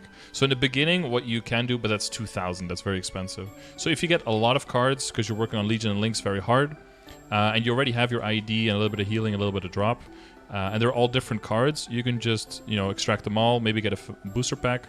Booster pack can give you cards for the badges, for the badge sets, even the ones that are super rare and that are not available in the game, because yes, that's also a thing. There are sets of badges that have cards that you cannot get from the monsters when you kill them, or that are from monsters that aren't actively in the game at this point. Those are still available through the booster packs though. And there's also a small chance for epics, so that's the rank higher than rare that you cannot get from drops. So that's like the only stuff you do for now. And then once shit is that? Yeah, it's a beautiful system. Dude, you weren't even here for the rollout of the system, so praise yourself, very lucky, because the rollout of the system was one of the nastiest things that's ever happened in the game. I played a lot of Korean MMOs, but this is probably worse than Well, this is Vindicus. GMS exclusive content, so that's why it This is has to. worse than Terra and Vindicus and Aeon. This is pretty bad, I would say. Well, this is what you get when you have GMS exclusive content. It's got a manual for it, yeah, for sure. At least in Terra, they had a bunch of compensation. Do they at least give you compensation in this shit? Well, the compensation is that you get to play the game, I guess. I don't know. Wow. All right. The release was so horrible because the drop rate for cards used to be like 1,000 times what it is now, and everyone's like, "Oh wow, is everything going to stay the same?" And like, yeah, it's going to stay the same. So everyone day one starts farming these cards, these junior boogies, gets like thousands of them per day, gets like all of these nice lines. You can get up to 40% boss damage on them. So people are running like 100% boss damage on day one, and then they're like, "Oh, okay, wait, we're gonna lower the drop rate a little bit," and they just like axe the drop rate by like a factor of 1,000. And you're like, bro, and then all the people who didn't train on those 3 days have like nothing. Then suddenly epics become unavailable. Then the lines get nerfed. Like, it was a huge shit show, the release of that. What you have now is kind of a good system, I think. It actually makes a lot of sense. But seeing what we had before and what happened in between to get here, it was a rough delivery. But it was a rough birth. What we have now is, I think, a pretty decent system where you can get some ID out of it, a little bit of drop rate early on. It helps you quite a bit. And then once you get to 245, nothing in between, nothing will drop familiars on your main character. But once you get to Moonbridge, they start dropping again while you're training. So by then, we want to have a good drop rate set and that drop rate familiar and some other stuff. And then you're going to get cards out of the ass. You're going to get hundreds of them per hour. And then what you can start doing is you go to collection and fusion, and there you pick a card that you have, and then the same cards will show up, very similar to how you're like leveling up nodes, right? And then you fuse all the cards into the existing one, and you have to level up the existing monster by summoning it while you're killing monsters near your level, and then that'll level it up. And when it's max level and max fusion, you can rank it up to the higher rank. Of course, there's a chance for failure, right? We wouldn't be a system without some RNG. Say that, dude. Yeah. And then it comes out as a familiar that you can reveal. And then once you reveal it, you again deliver to the RNG gods, and 99% of them are going to be absolutely shitty, but that 1% is going to be a really good familiar. Don't rank up anything that's already good, because it's like a random reroll when you rank it up. It's not going to be the same potential and then a stronger version of it. Why the fuck would they make it like that? Well, in non-reboot, it goes up to legendary, and they have what's called red cards, which are basically cubes for familiars, so they can re-roll the potential on them. Oh, yeah, we're good. But we don't have that, so we have to like go power in numbers and just make a whole bunch. Like, you see all the ones I have here. Like, this one makes my character red and gives me 5% chance to ignore 20% damage, but that doesn't work on percentage attacks. Here's another legendary, 10% chance to ignore 40% damage. When bossing. Great. A lot of these are just dog shit. But this is like a god tier one. This increases item drop rate by a large amount. This gives you 100% drop rate on all items when summoned. Why doesn't it actually say the percentage? What? I have a command for that. ! Drop rate. That one talks about what the percentages are that are shown by letters and how everything stacks together when you're working on drop rate. So how the hell do you know this from just the letters? How did you get that? I'm just curious. Part of it is people trying stuff out and testing, and part of it is people data mining stuff and finding the percentages in the code. Okay. Like a combination of things. Yeah, we have to figure a lot of stuff ourselves out. I mean, like I told you, the stat window doesn't even show accurate numbers, right? So you have to do a lot of work yourself. But as a person working in computer science, you must not be foreign to this concept. No, I'm pretty familiar with idiots not doing their job. So you're right up your alley with, yeah. Yeah. I'm honestly surprised that more people aren't botting in Reboot, but I guess they cracked down on it pretty hard. Yeah, there was a big problem. To program it, like honestly. Like 7 months ago, there was a huge swell. It was crazy. Like, all the maps had them, and then they just brought out the Roomba, and they got like all of them in a week. It was a massacre, and since then it's been pretty quiet. Yeah. Okay.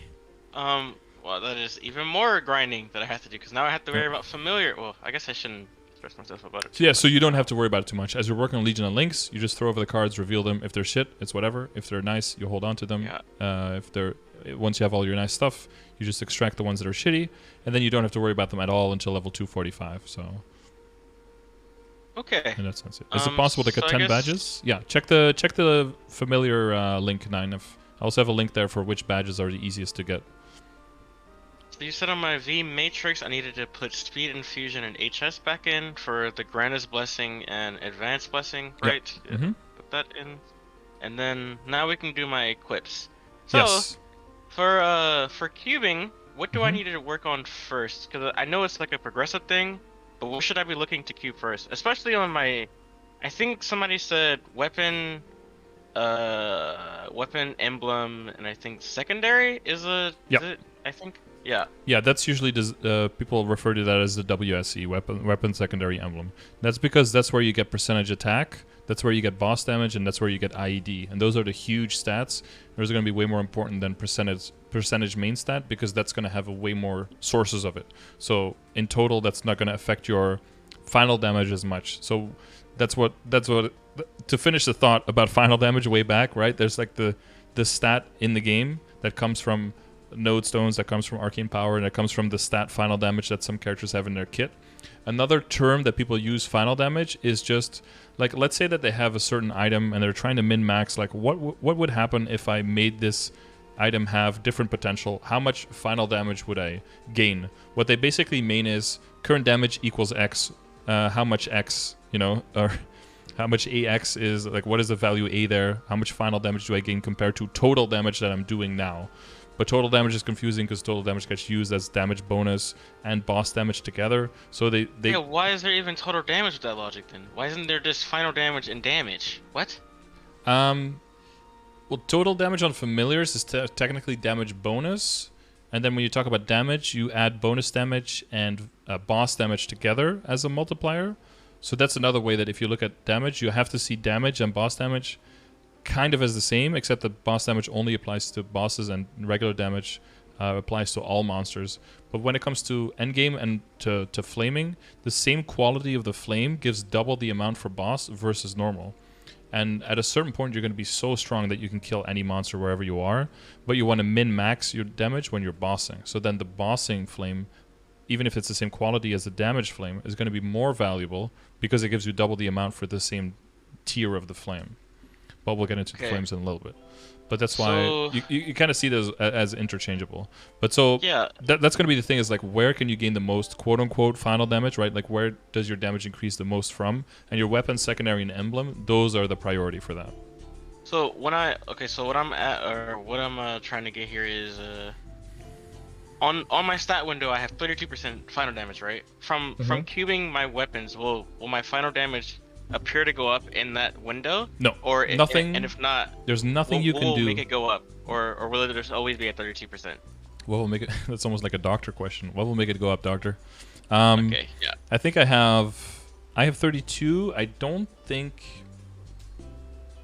Oh, you also have 32. Yeah. So it's only the skills that I have to. So worry I have about 33 now. That's the only thing you can do. Is decent combat orders can give you 1% more. That's it. And that's because what decent combat orders does is increases the level here. You see that? It gives you 1 extra high level to all of our skills, and that's why decent combat orders is actually quite nice, because it gives like battle frenzy permanently increases final damage. Who gives you that? That's a decent skill. So that's one of those. It's like sharp eyes and speed infusion. Yeah, it's one of those. And there's actually one other thing that can also do this, and that's our inner ability, and that's why that's our best in slot inner ability. Which is passive skills +1 on the legendary line. But that's if you were like min-maxing for late game and for end game. That can give us another level on all of these. But because you see that all of this gets increased, it goes to a little bit of crit rate, a little bit of ID, a little bit of boss damage, and 1 attack on this one. It gives you more percentage points buffs on all of these skills. It gives you 1 more attack, 1 more critical damage, 1 more % mastery, right? That's why it's decent for us, decent combat orders. It's still gonna get replaced. The boost nodes are still a higher priority, but there's still good value in it for us. Why doesn't it increase our hyper skills by 1? The active skills? Oh, yeah, no, I just don't know. It's also only 4th job. Like, you see 3rd job, 2nd job, 1st job, and it's only... that doesn't make any sense. Why the fuck is it not every single skill? Dude, okay, well, if you're gonna look in this game for things to try to make sense, you're gonna end up in a straitjacket in institution. Yeah, no, like logic is dangerous to look for, and sense is very dangerous to look for. You just kind of like take it as it is, look up the numbers, and when you hit a dead end, you ask someone else, and hopefully they know. It's and hopefully that's me. Hopefully I can be that arm that reaches out to drag you across the. Absolutely. Yeah. So that's the only thing that can increase your final damage. The other things that will increase your final damage, as in how much damage you put out, is going to be node stones and your arcane symbol. So getting to new areas, doing your arcane symbol dailies, super duper important. For node stones, it's going to be killing monsters near your level so they can drop in the arcane area, and getting drop rate for that to work. That's going to be something important. But like events like these, event shops, always about all the nodes. Nodes. Highest priority by far. So any nodes that you can buy with the current event currency, with the Neostones, that's your top highest priority by far. I think I have 8,000 nodes right now that I wasn't using, so I guess I'm going to spend all that on nodes. Yep. Alright. You probably need, if you want to fully deck out a character like the way mine is, I think that's about 4,500 nodes in total. Oh my, 4 fucking... Roughly, yeah. Oh my god, man. Okay. There's also characters that like can job advance, like the explorers. So sometimes people play all 3 in one, so they deck out like all 3 of them, and they use like 10,000 plus nodes on a character. Yeah. Okay. So on the weapon that I have right now, how can I calculate the flame? Because I know there's a flame calculator that you should show me. I need to pull that back up. I think it's on my other monitor. Yeah, it is. Yeah. So there's different tiers for flames, right? How do I calculate the flame that I currently have on it, and what kind of flame should I be looking to put on it? So you can use the actually, progression. No, you told me. Yeah. You said tier 5, right? Yeah, tier 5. Tier 5 or 6.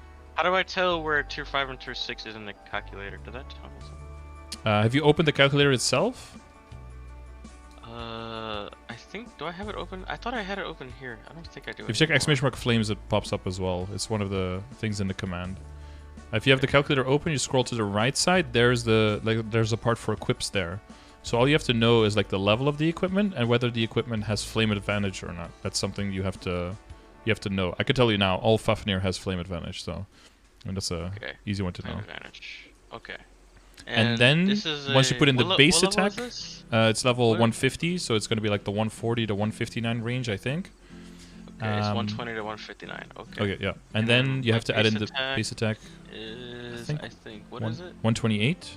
128. And then already above it, you'll see what the different tiers are for attack. Okay, so I want to try to get 45 and 59. And what do I have currently? You have strength, damage, and all stat, which together isn't that bad either.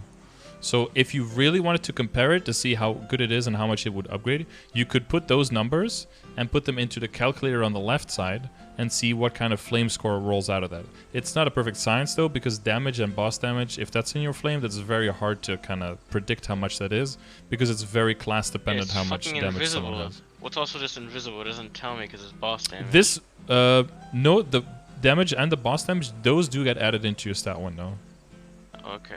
If you unequip your weapon, you should see your boss damage drop by 60%. 30% from the base, and 30% from the set bonus. Oh, does damage bonus equal the damage percentage on all my weapons? Yes. Or everything else? Yes. Okay, perfect. Yes. But if you have a specific skill that you only use when you're bursting or something, then it's hard to see. And your link skill, for example, Solus, stacks as you stay in combat. So if you're standing still, it doesn't. Your damage is lower than if you're actively fighting, because Solus, if your level 3 link skill, stacks up to 16% damage. One of those percentages is static, so one is shown in your stat window, but the other 15 are only shown if you're moving around and attacking. And if you do that right now in game, you start moving around and you start attacking, you'll see your damage percentage go up, and as a result, your range go up as well.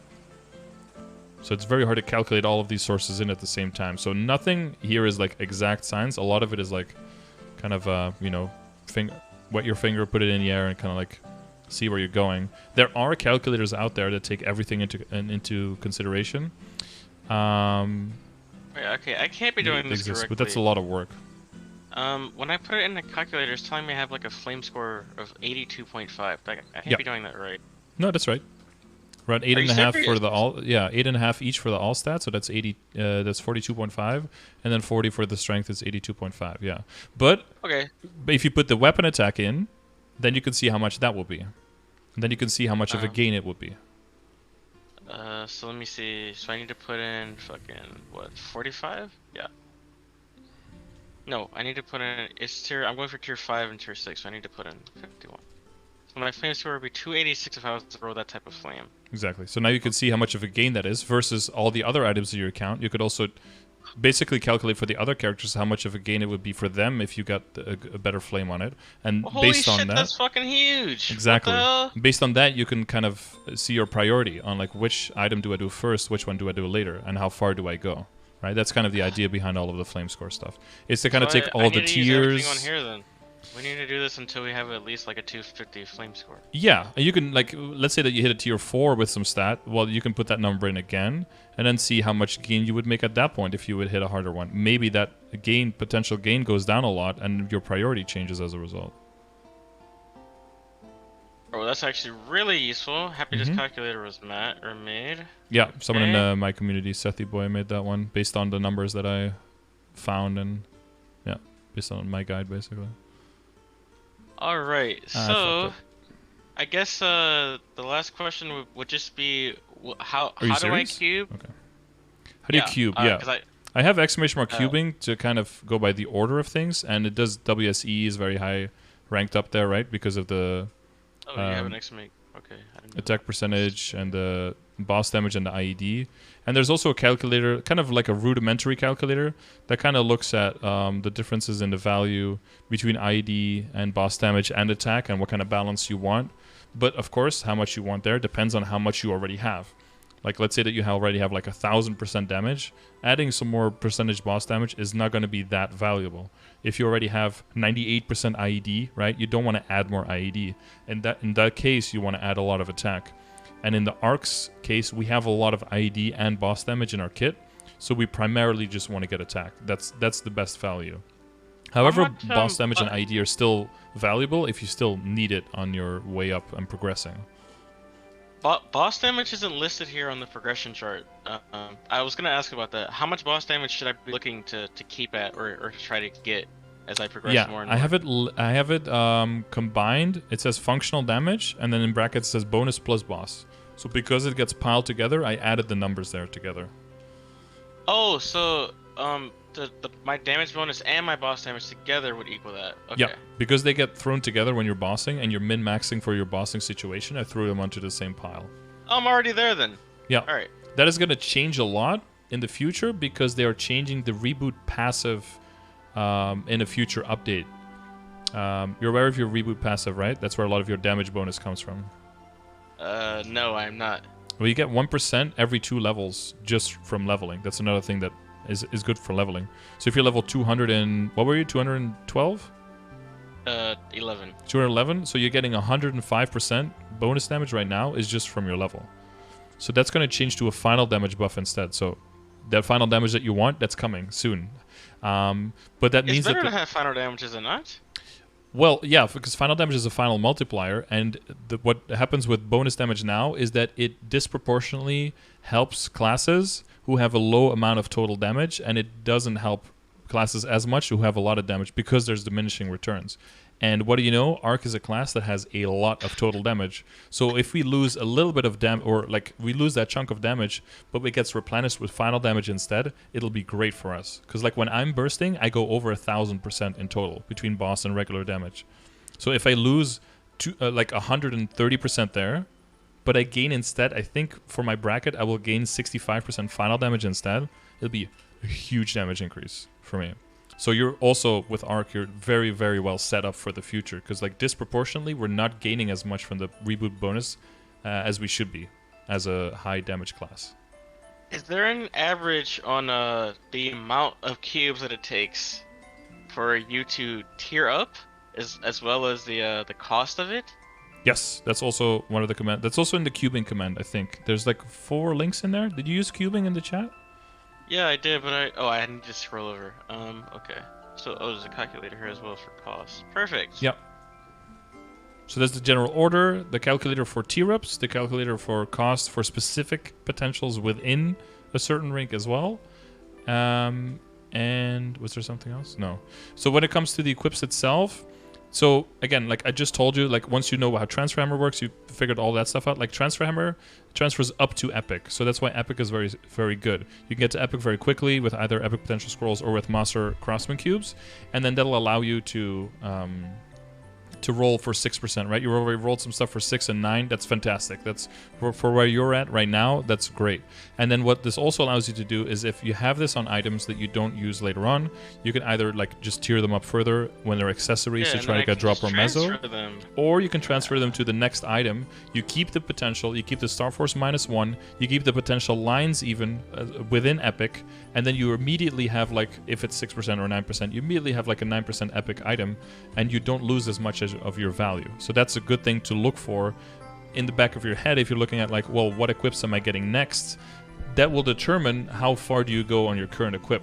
That and how long are you holding on to the current equip, and how much of your total damage is being increased by this equip. And that's the priority. The general priority for stuff is WSE first, then your accessories, because they have low amounts of junk lines, so the average result of getting you stat or something useful is higher than the other equips that come after it. Yeah, I'm too hard to getting fucking max HP in defense. Exactly. I never get a max HP when I'm playing. Those are still going to be there, but there's not going to be like the X% chance to resist X% damage or some stuff like that, or like movement speed on shoes. Like none of that shit is going to be on there. And the other thing is that once you get to legendary, you can get drop rate and mezzo obtain, which is it gives you more money and propels your progress through the game, or which gives you more drops or more chance of new equips, and that just helps you progress faster. And then after that, it's just whatever is the highest level equip and whatever, and then just the shit items last. Basically, that's a general order. What are the lines that I want for? I don't know if this is a guide or not. Actually, is it in here? No, it doesn't say it. There might be a guide for it. For WSE, what are the lines that I want exactly for all three of those? Would you know? There's an exclamation mark WSE, which gives you a link to the WSE calculator, the one that I talked about, right? It's a kind of rudimentary calculator, but it has that one is like bare bones. Like you just throw the numbers in that you have, and that also looks at the numbers in the progression grid. So it needs your functional IED, and there's also a link to the IED calculator that you can use to see exactly how much IED you have with 100% uptime. It needs your functional damage, which is your combination of bonus and boss. So that's why those numbers are in there as well. And it needs how much attack percentage you already have. It needs to know those three numbers. And then you just throw in like, okay, what is the most optimal combination of all the potential lines on the weapon, secondary, and emblem? How do I calculate base damage? What is that coming from? Is that base damage as in? That's the total. That's the total damage we just talked about with like the damage bonus and boss damage together. Okay. But like without, so all of these numbers have to be without your current weapons, secondary, and emblem, right? Because it's going to put in all of the combinations that exist of weapon, secondary, and emblem numbers, and then see what gives you the most, again, quote unquote, final damage increase. Like what is going to increase your damage by the most. So you have to make sure that you exclude how much you already have in your weapon, secondary, and emblem. And that's why it's important if you have IED on any of that stuff.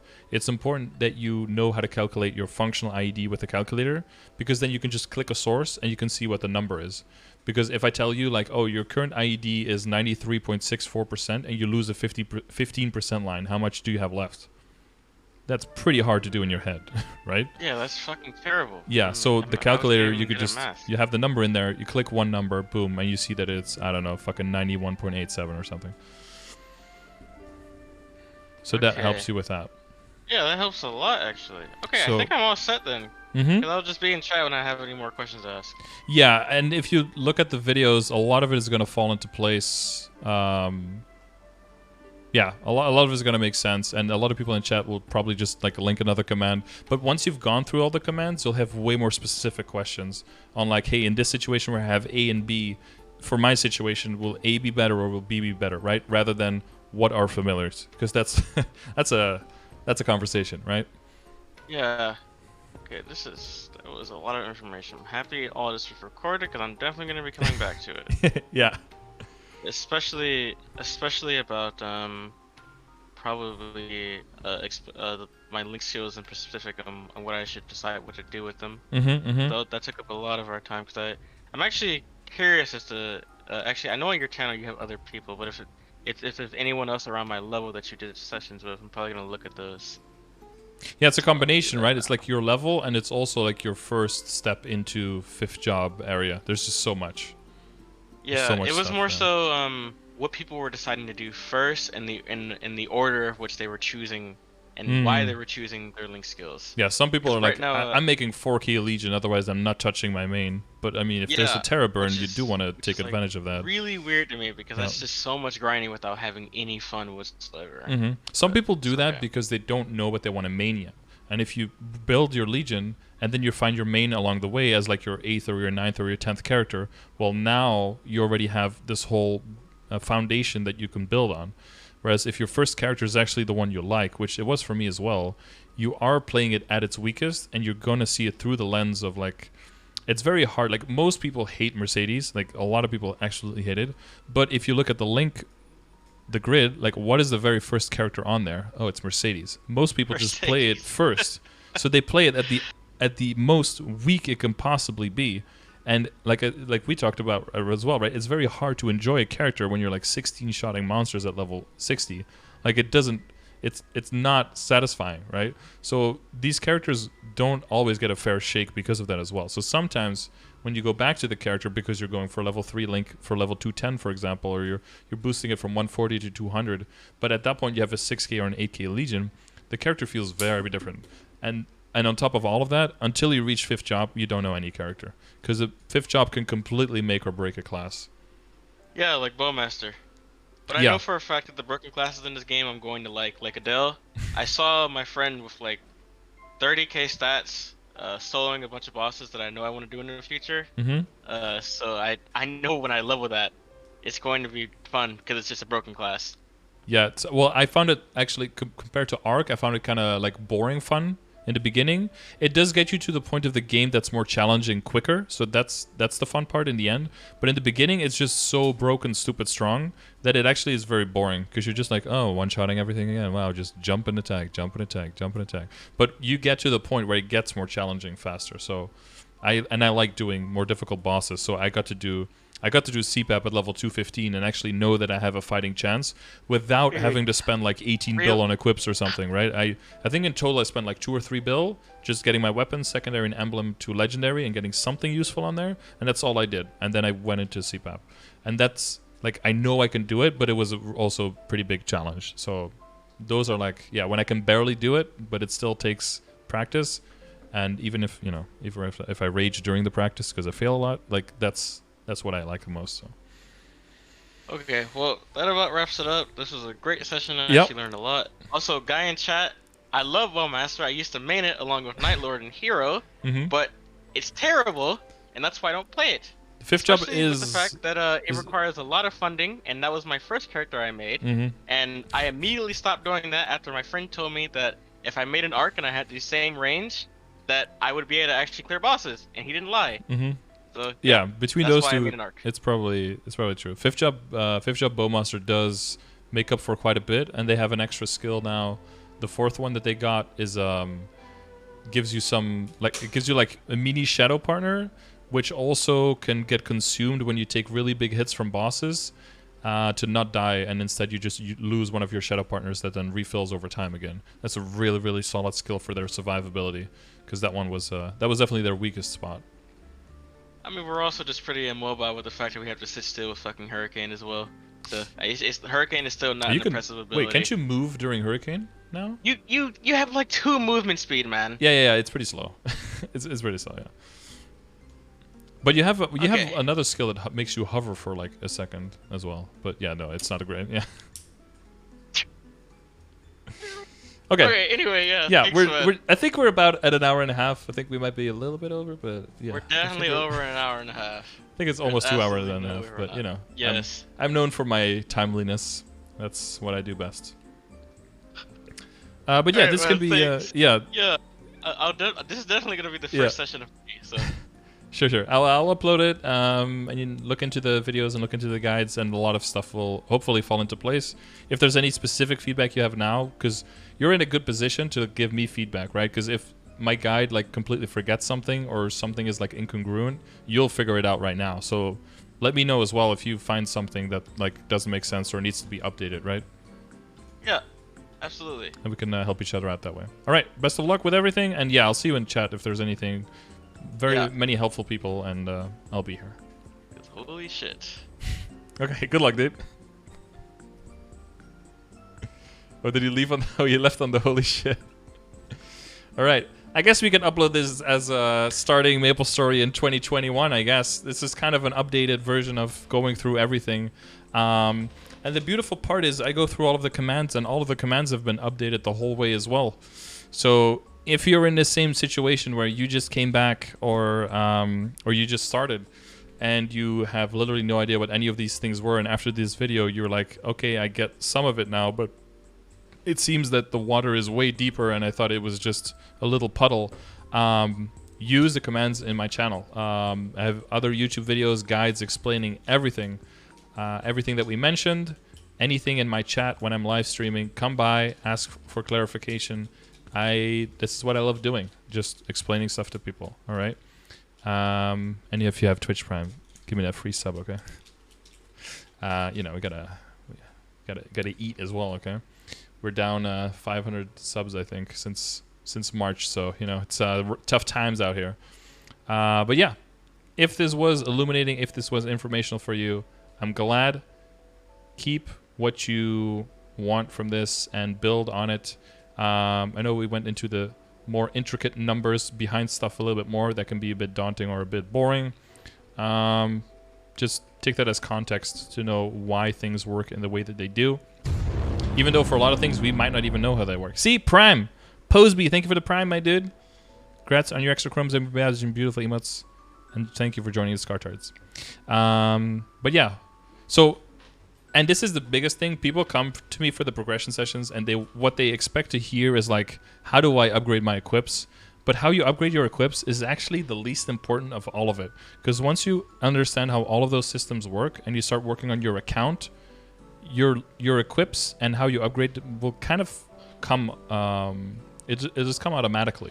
You know, you follow the Dailies command, you do these around your level, you figure out which kind of stuff you want, you hold on to the right stuff, you know how Transfer Hammer works. That'll, like, if you fundamentally understand how Transfer Hammer works, and definitely check out the Transfer Hammer video, you will understand how far do you push on an item, what is the next one in line, when do you switch over. That'll all give you context to how far do you Star Force, how far do you work on potential, and how much money do you invest based on how temporary an item is. That'll just give you full context to progressing through the game. And we didn't go too in-depth, but like in Epic and some Unique right now, his equips are just perfect for a 210. Maybe even like stronger than you would expect them to be. The main thing is going to be pushing on accessories, working on Helix. That's a huge time gate. Going for legendary WSE. That's probably only necessary if he's trying to solo all the bosses like HMAG, CPAP, and Akechi. Even maybe Unique is already enough for those, but like if you're going into Lotus, you definitely want to have your main 3 be legendary, and then you want to work on your accessories so that when you're training, you make more money. That's going to be the most important thing. Flames, slowly work on that.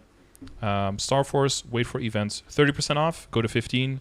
If you're at 15 and there's a 5, 10, 15 coming, go to 17. If you're ever going past 15, wait for a 5, 10, 15, save up a lot of money. That's basically how it works. It's pretty simple, but you have to know it, I guess. But you can also use the commands, and then you will use a calculator. You can throw the numbers in the calculator, and you will find that other than what I just mentioned, it's just going to be way more expensive. So don't try to brute force, because there's a lot of ways you can progress. Hold on to your money, work a little bit more on Legion.